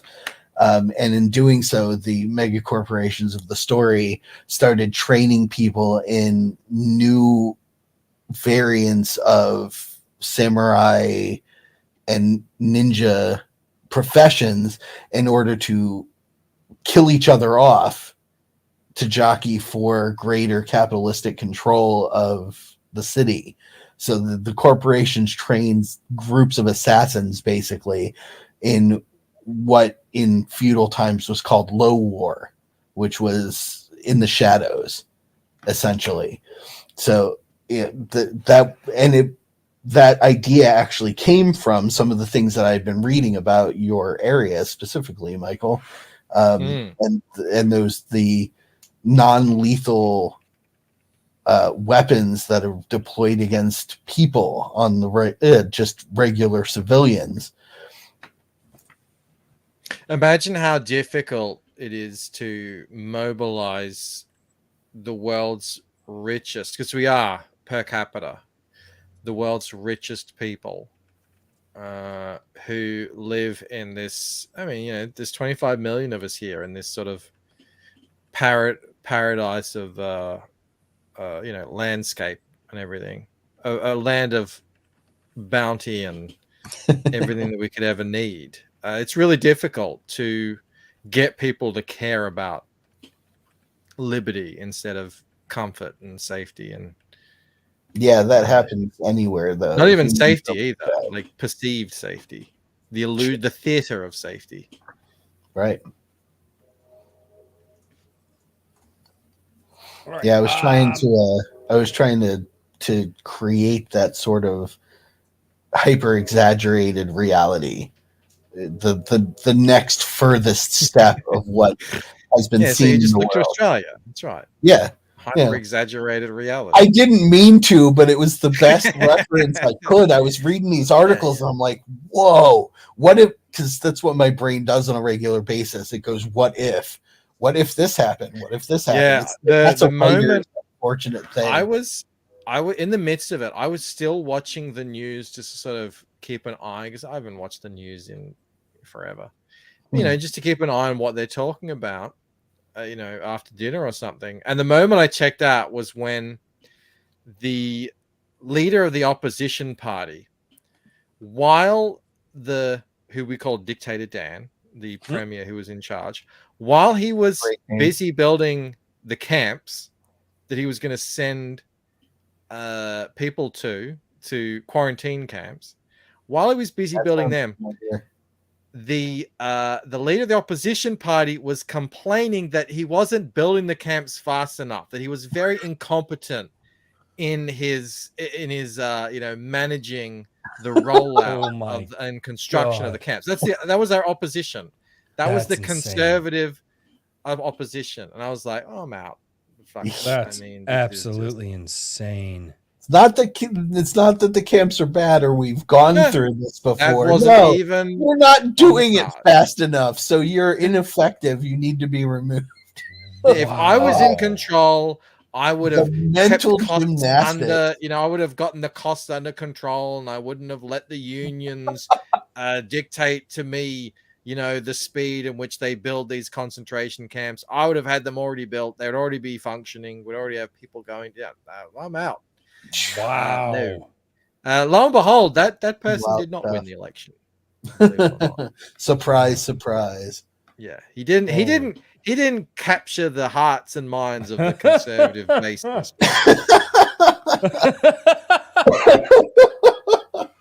And Australia's very much like the US. Like, you see those maps where it's all red, but it's just those pockets of blue. There's so many people there. Mm-hmm. It's very much like that. So 85% of Australians live in urban centers, but the vast majority of the land is conservative. Yep. But That's the way it is pretty much everywhere. Yeah, that's the only. Yeah, all right. I'm not going to get into an American civics class, but that's why. The idea. Yeah, we're hitting the 15-minute mark here, man. Oh, I know.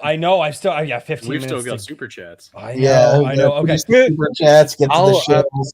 No. No It's more fine. speaking. It's fine. It's Royce is just boiling over with rants. Hang on, I gotta join Daniel here. 1 sec. There you go. Come on down to my level, brother. Now you can see my daughter's Barbie playing. There you go. Fantastic. That's great. Headphones are falling out. I'm not used to these new headphones yet. Very strange headphones. So, Kikomon for $20. Right. Hey! Sorry, I got to control the volume. Kikomon for $20 says the U.S. is strong because it is centralized. The U.S. is strong because we're fucking crazy. I think he's looking at more of the federal powers, the state power. Although I will say the states' rights coming back. I can't get into that. Oh, Kikomon, hammer at me on this on Sunday Coffee, because we can go back and forth on this on Sunday Coffee. And the U.S. Fucked up a bunch of countries due to that. We fucked up a bunch of countries because of the false premise of manifest destiny, but that's, again, going back into a lot. Cover it on Sunday. I'm going to have, there's so much. Here's the problem. I love this shit. We can decentralize, but that means that second largest centralized government will take over. I have no answer. I am Kikomon. No, but we were supposed to be a decentralized system. That was actually the premise of the American government, is that the federal powers were never supposed to be as powerful as they are. It was all supposed to be states. For instance, back in the day, and it was very common, nobody ever came out and said, I'm an American, I'm a U.S. No, it was, I'm a Virginian, right? I'm a Carolinian, right? I'm a Philadelphian. It was your state first, country second, and now it is Pennsylvania. Thank you. I don't fucking know. Don't judge me. But no, it was supposed to be more of a decentralized system.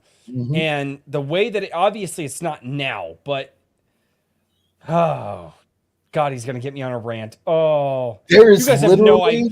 Dude, it's like busting the kneecaps off of my soul every time I can't rant. You are correct, though. There is literally a Western TV series called The Virginian. And the show is basically this dude from Virginia out in, I think it's Texas or Utah, maybe Nevada. I don't know for sure. It's been a while since I've watched it. But he's from Virginia. He is now a lawman out in this Western territory. And the show is literally called The Virginian. The guy has no name. I don't think they actually say his name until like the very end of the series, because he's just the Virginian. That was how everybody thought back then. You are absolutely correct. Right, because I read history. Kikomon for $5. What would happen if Libya tries to He meant I think he meant decentralized. decentralized, but it says desterilize. Or Estonia. Small countries, the first we have an example of. Libya soils something. Oh no. TSBOL for $5.50 from Canada. Says how do you say it? Ligibbity Q? Ligibbity Q. Yeah, Ligibbity Q is going into my lexicon. Thanks for that. I've only dropped it But once. I it's said all the time. QIA now, I've so only it's dropped got to be one Ligibua. as short. But, What was that, Michael? I said I've only dropped it once into a short. I say it on streams all the time. Oh, that's But great. yeah. I have got to get it down well enough to where I can just rapid fire it. I'm gonna steal it from you. Oh, I stole it, so I don't. Oh, claim okay. ownership. All right. No, well, All awesome. fine. Awesome. Take No it. copyright. No Exactly. honor amongst It's for the people. It's for Yes. the people. Christian Magram. Does your wife know you have chicks on stream? Yes, she was the one that handed me the chicks for $2. How progressive. Yes. How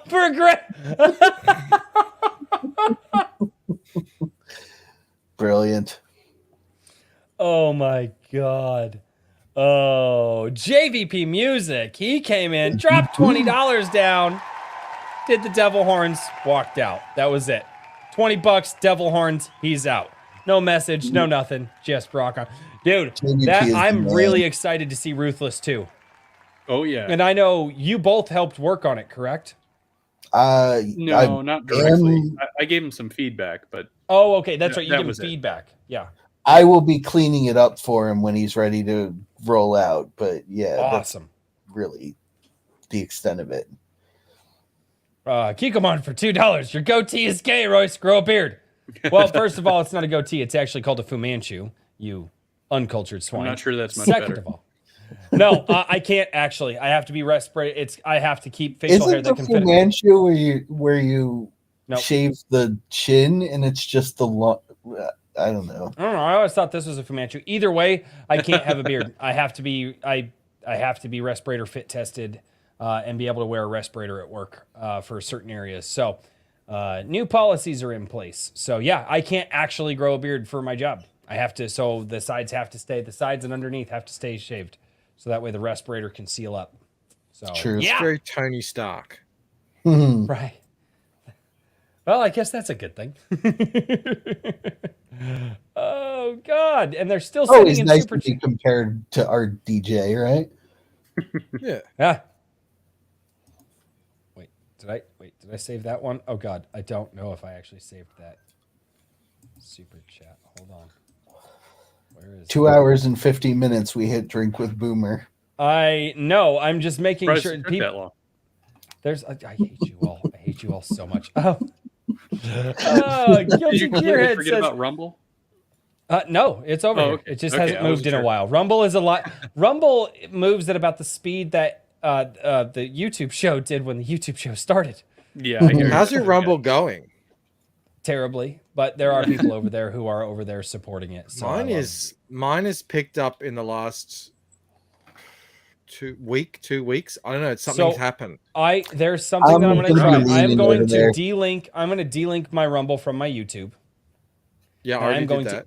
and I'm going to independently upload to Rumble because I think Rumble does something in their algorithm that if it's uploaded directly to Rumble, they'll promote it faster. Because I had to do that with a Yeah. couple of videos because it delinked for a few days, and so I just went in and auto loaded everything, and something That was the changed. theory. I'm Yeah, leaning I on did. that. I didn't know that, but I just delinked it as soon as But basically, something happens. Someone gets their YouTube taken down. I'm like, all right, well, I have to build this properly. I didn't think it would just be good enough to just automatically upload. So yeah, I do simulcasts, and I'll get like onto a live stream. If we get 800 people watching the YouTube in terms of total views, I'll get 300 on Rumble, which is crazy because Wow. considering there's only 400 subs over there. So I don't have that. give it I have time. 100 people. I just crossed over 100 on Rumble, but the most I will get now. The live stream I had the other day had like 160 views, But I wonder how that is, because I want to know how long people are sticking around, or if it's the same person popping in and popping out. Even if it's just someone checking it out for a couple of minutes, I think that's still preferable to being buried. I think No. what is happening is just it's a lack of competition over there. I think it's just so much more like what YouTube was back in the day. Yeah. No, and I don't disagree with you at all. I would be very interested in knowing how all those metrics break down, and Rumble just hasn't got to the point where they can help you break down those metrics, because that would be really, really helpful to figure out. Because I do like when YouTube is like, hey, well, this video was pretty popular. Or it can be like, hey, this video didn't get a lot of views, but you're like, but why is the watch time so high? And you get to go in and it breaks down the points where people were like rewatching that point because you were saying something interesting or whatever. And YouTube gives you a lot of analytics to look at. And I think that again, don't throw the baby out with the bathwater. YouTube got really just overblown, and they do a lot of stuff wrong, but they do have some good tools there that I think a lot of these other places are going to try to emulate at some point.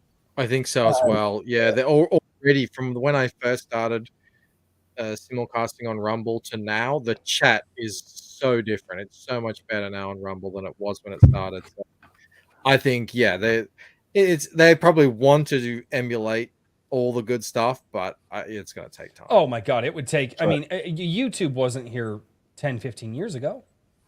You know, it takes time. Yeah. So, all right. Guilty Gearhead for $6. If you did the Murphy thing, would Richard be putting BattleTech minis up his butt on chill streams? Oh God, love you guys. Mike was a good addition today. I'm sorry, Richard. I apologize. You'll notice that I exercised restraint this time, and the peasant survived his glib comment there. So be grateful. He survived. Yeah, I know. Toxic doesn't show up on Friday nights anymore after that. He goes, yeah, I make Richard a mod and Toxic Crusader. Fantastic guy. I love that. And by Toxic Crusader, he says things in the chat I cannot believe YouTube doesn't nuke him for. And he was just giving Richard some shit one night. He goes, you know the interesting about having mod powers now? And he timed him out for 5 minutes. I thought I and like as soon as he comes back, it says Toxic with a guillotine. It was great. Mm-hmm. He was like, oh, I didn't know it was for 5 minutes. That'd be like 60 seconds or something. Yeah. No such luck. Oh my God. Kikomon for $5. The rants are within the guidelines of what we are allowed to speak on this platform. They are winning. Kind of. I don't usually hold back in what I say on YouTube. Like, there are people out there. It's so weird. There are people out there. Just tell us what you really feel. I'm like, but I did. No, you didn't, because you didn't say the gamer words. I'm like, I don't say the gamer words anyway, so what do I give a damn about that? Like, there are people that, like, they need it, unless you say gamer words, they don't think that you believe in free speech. It is the weirdest fucking thing. It's like, okay, but like, also, I don't believe in compelled speech either, so like, Right. Don't tell me how I can use my speech, right? It's just weird. I don't know if you've ever come People across want that, villains. Mike. Yeah, I don't know if you've ever come across that, but I've come across it a couple times on my channel. I haven't really come across that. I do a show with that friend who was in here earlier, was giving me a hard time, Camel, where we had to it's not that we didn't talk about stuff, but we had to change our words. So instead of a certain injection that was forced into everyone's arms, we called them puppies. And then so it's like, oh yeah, come and get all the puppies you want. They just get so many. Just keep getting more of them. Every It'll all 6 be months, fine. get a new Everyone loves puppy. Puppies. All the puppies Yeah, until you die. Other than that, no, we get. I don't. I think if you're on YouTube for an extended period of time, you have to be honest and genuine. Otherwise, you will eventually become a lol cow, because people will figure out that you're just grifting or fake or whatever. True.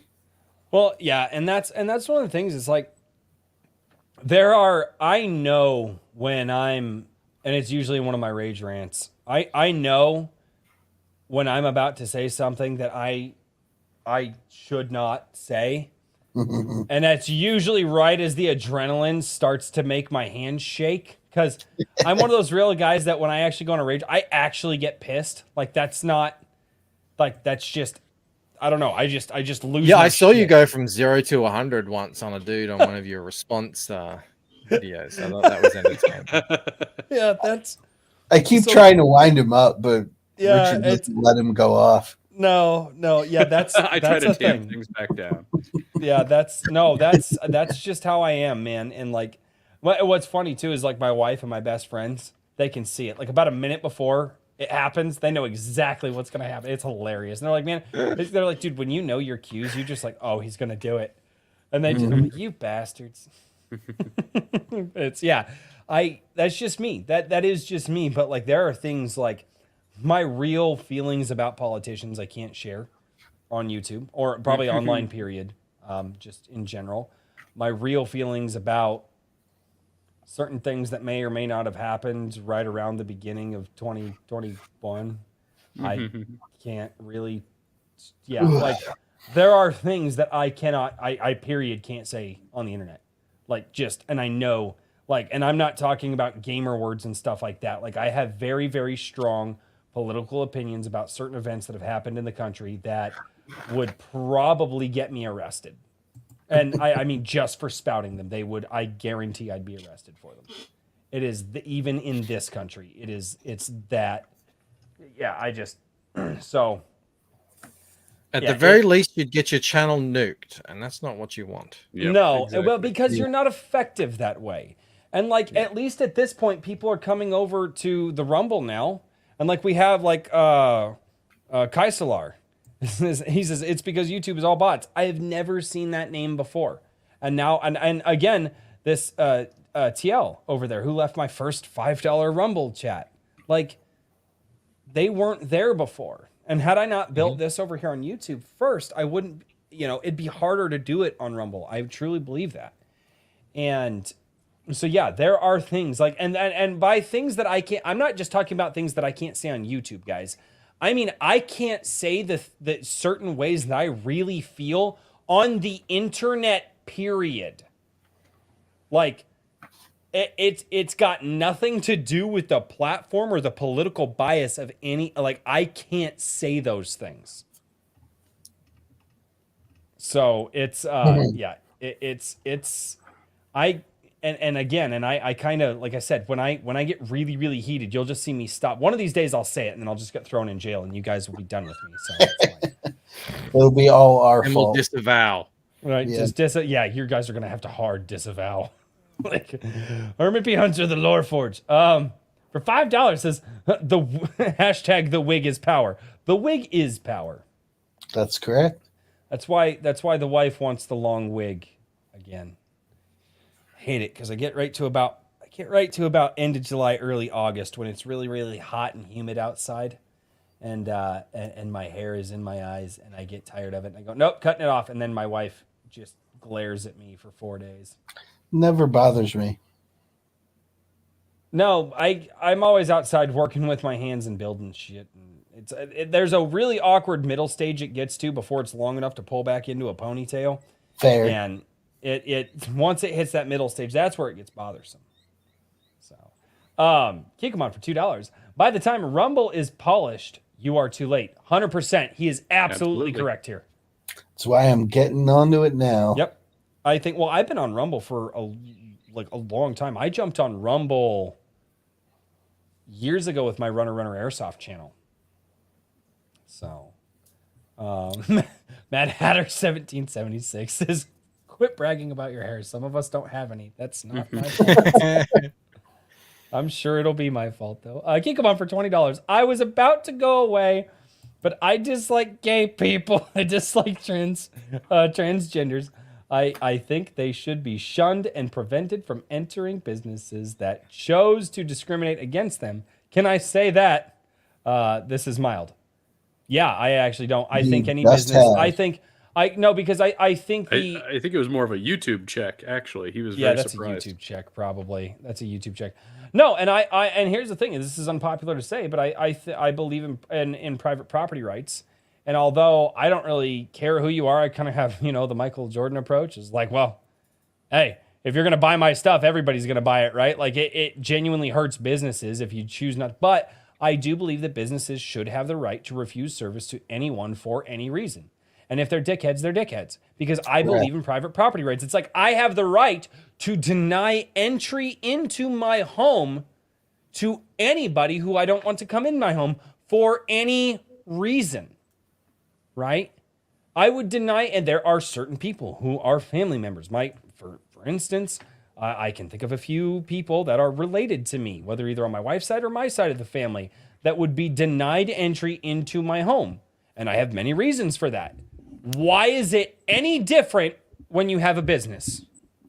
Why is it any different? And again, people are going to be assholes, and you're not going. It's this thing. It's like it's why I get so tired of people going. We need to have a theocratic government that's based on Christ. Never said legislate them the way. He said show them the way. There's a very big difference there.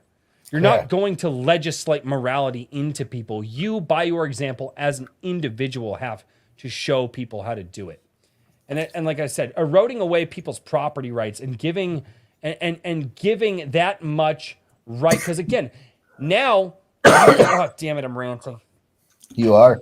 3 hours and 5 minutes. We've gone 5 minutes overboard. Oh, Kikoman got me at the end. Yeah. Okay. I have to finish stuff. He knows what he's doing. Huh? He does. He knows so what he's now doing. the problem is that you have given away that much control over your business, right? And now we can legislate and say, no, you have to let people into your business. You have to let people into these places. And then you go, but I don't want to, right? This person, they're a neo-Nazi, right? I don't want neo-Nazis in my business. You can't discriminate. And it's like, wait, are you fucking kidding me?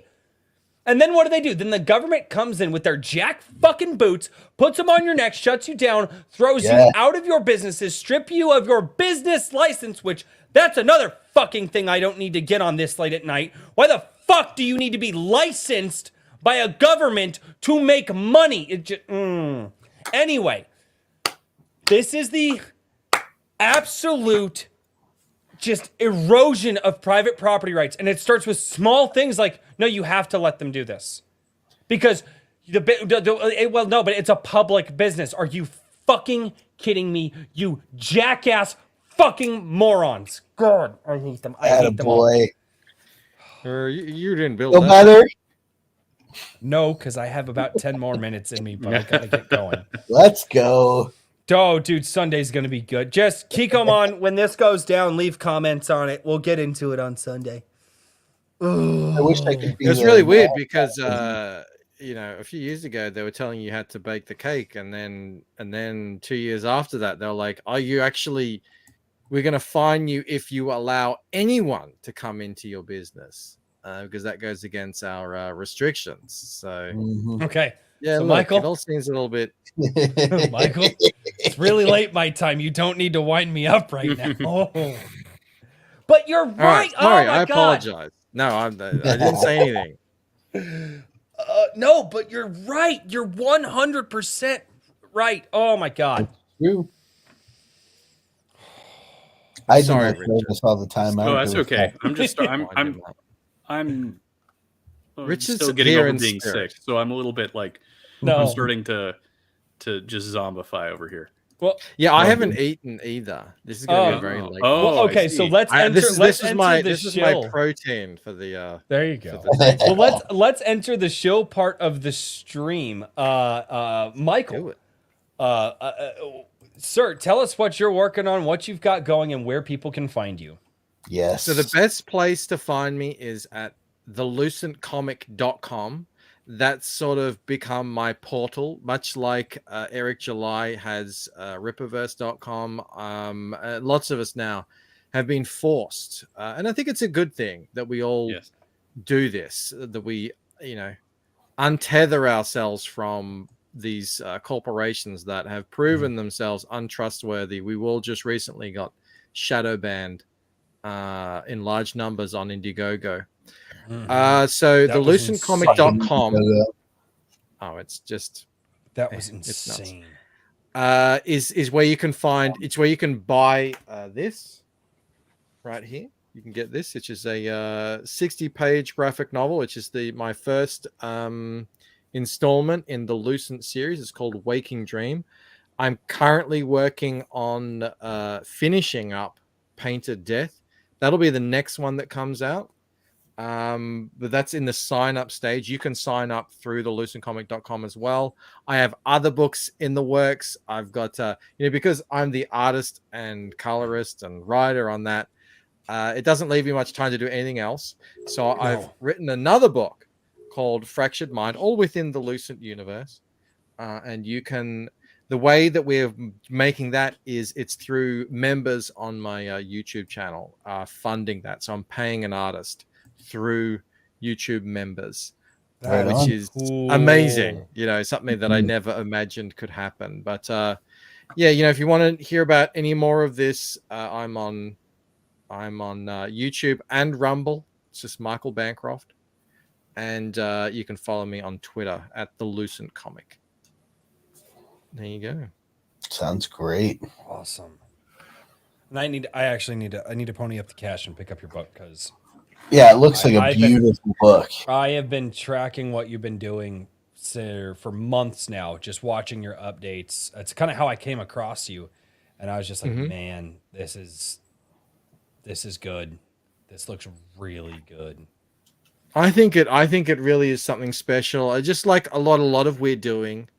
We're pouring our hearts and souls into these things. We are not kowtowing to today's trends of quotas and all that sort of nonsense and sensitivity and blah blah blah. We're just we're trying to do what the giants did before us. The difference is we're in this crazy, we find ourselves in a really crazy world. That's me. I've poured over a decade now of work and learning and passion and enthusiasm into this story, and this is just the kind of end result of that. And I've got years to come. So anyone who wants to back it and support it, it'll I just shipped out a bunch today. They ordered yesterday and they went out today. So fantastic. That's awesome. Love it. Oh man, I'm sorry. I'm ADDing out right now because I have too many chats in front of me. I have 4 chats in front of me. Anyway, sorry, Mr. Daniel P. Riley. I believe your head is low enough on the chair now. You can chill. Actually, you have one of my shills in our gilded private message to show everybody the super secret project I've been working on for weeks now. Super secret project.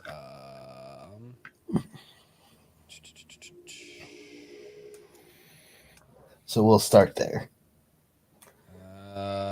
It's gonna make me do this, isn't it? Yep. All right.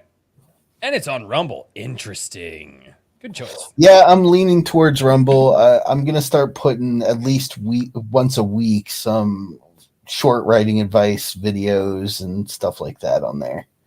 Cool.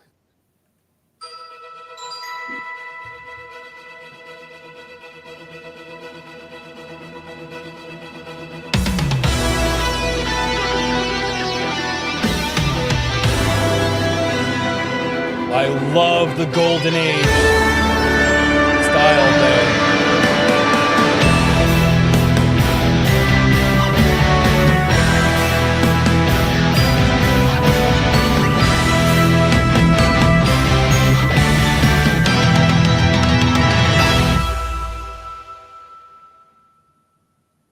That is okay. It was JVP.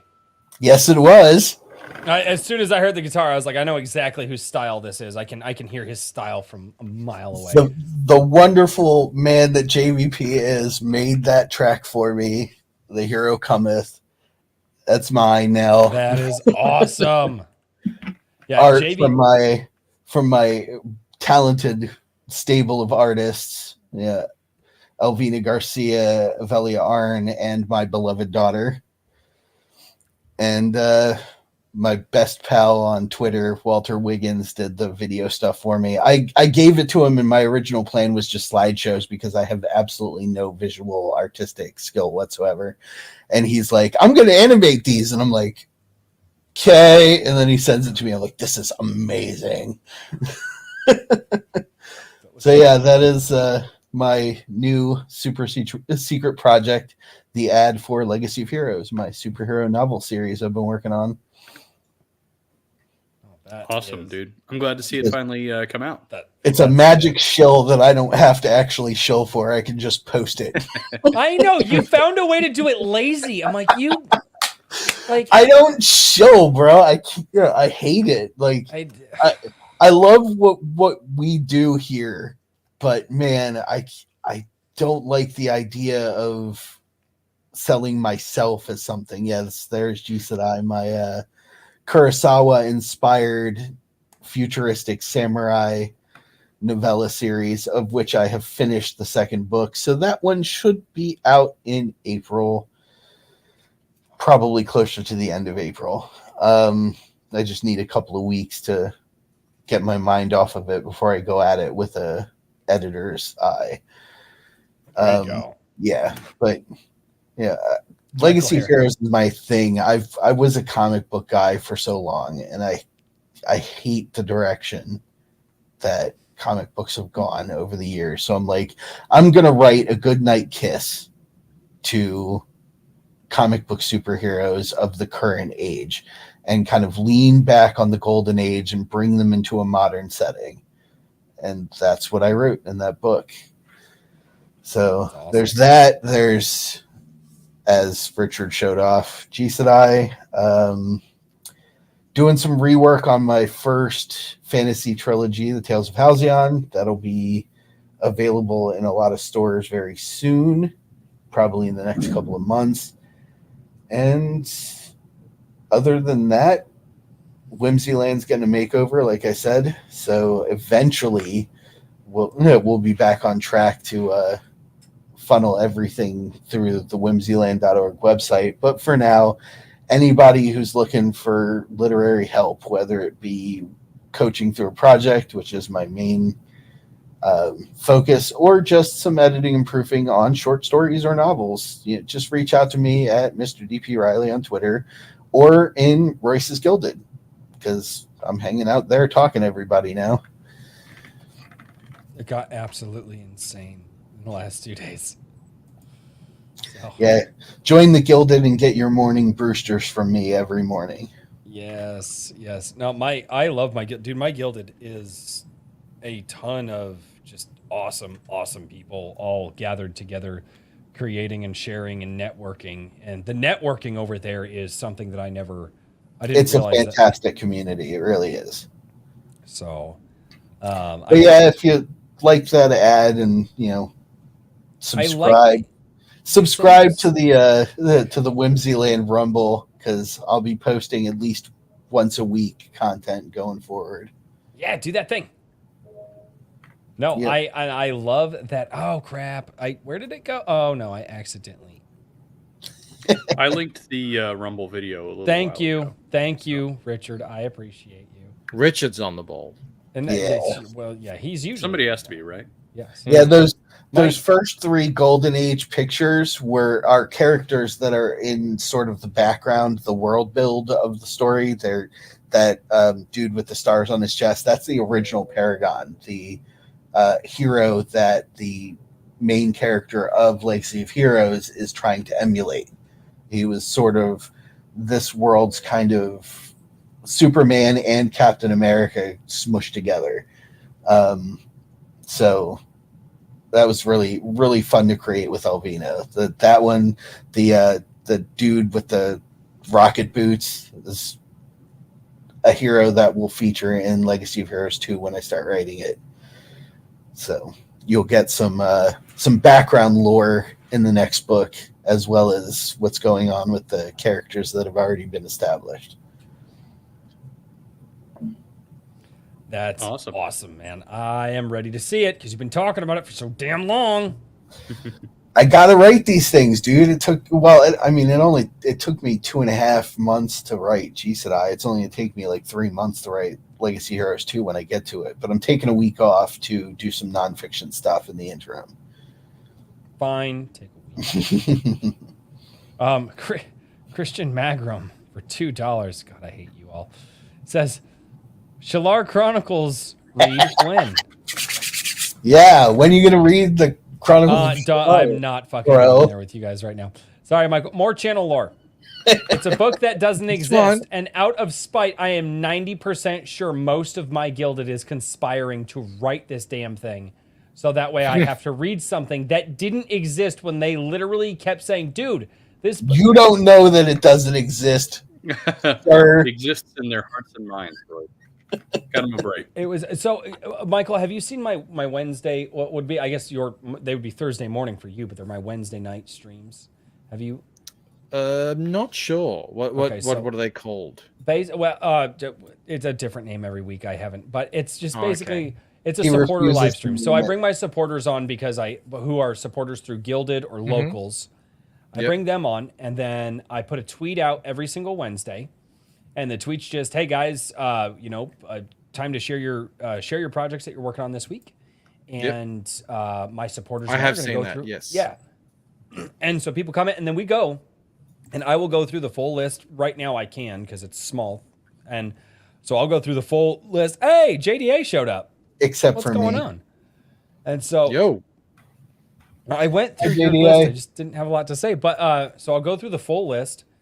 And then we all just kind of take a vote on like what we're going to cover. And usually it's all right. If there's something that obviously catches most of us, most votes win.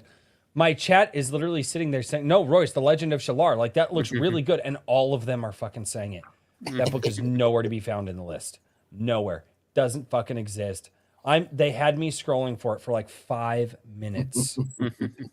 And now it's all about the Book of Shalar. Like, Royce, what about Shalar? Why don't you care about the Book of Shalar? Why didn't you cover it? What, do you got something against? I'm like, you sons of bitches. Just because you can't see it doesn't mean it doesn't exist. It's not true. Richard. What? That's me. How are you doing, sir? Yes, that is you. What are you working on this week? Okay, so as usual, I've got a couple irons in the fire. As always, check out ironage.media to stay up to date on various things going on in the world of the Iron Age. Also, earlier this week, I'm actually going to show my YouTube channel, and you notice I actually remembered to show it last week as well. Yes. And that was because I landed Razor Fist for an interview, which I enjoyed. And if you haven't watched it, I encourage you to go do so. Had a great time talking to him about his novels, and then also kind of the Iron Age in general. And the big project that I'm working on that is going to be going live Monday is Anvil Magazine, Anvil Iron Age Magazine. Yes. And it's going to be a collection of short fiction with illustrations and a comic. So I've gotten a comic kind of at the 11th hour, came in, and we found some space for it, and I'm very excited to be working on that. So tune in Monday and check it out, and hopefully it'll be worth your dollar. Awesome. I can tell you now, it is absolutely worth your dollar, folks. Yeah, well, I feel pretty strongly about that. You can As also the swing dude by. who's read everything, it's fantastic. Well, I love all the short stories in there, and yeah, I'm very pleased with how everything is turning out, and it's been a learning experience, but we are like moving fast. You know what I mean? So it's moving and grooving. It's gonna be a good time. That's awesome. Incredible contributors, incredible workers, incredible editor as well, and designer. Thank you. All right. Oh. Your turn. Yep. All right. Let's do it this way. Ladies and gentlemen, it has been an absolutely fantastic night. Yeah, that's how we do this. Yeah. Don't forget to tune in tomorrow night at 7 p.m. Central. We are going to continue the fantastic Star Shatter tabletop over here where I play an Irish space captain leading my crew through some adventures.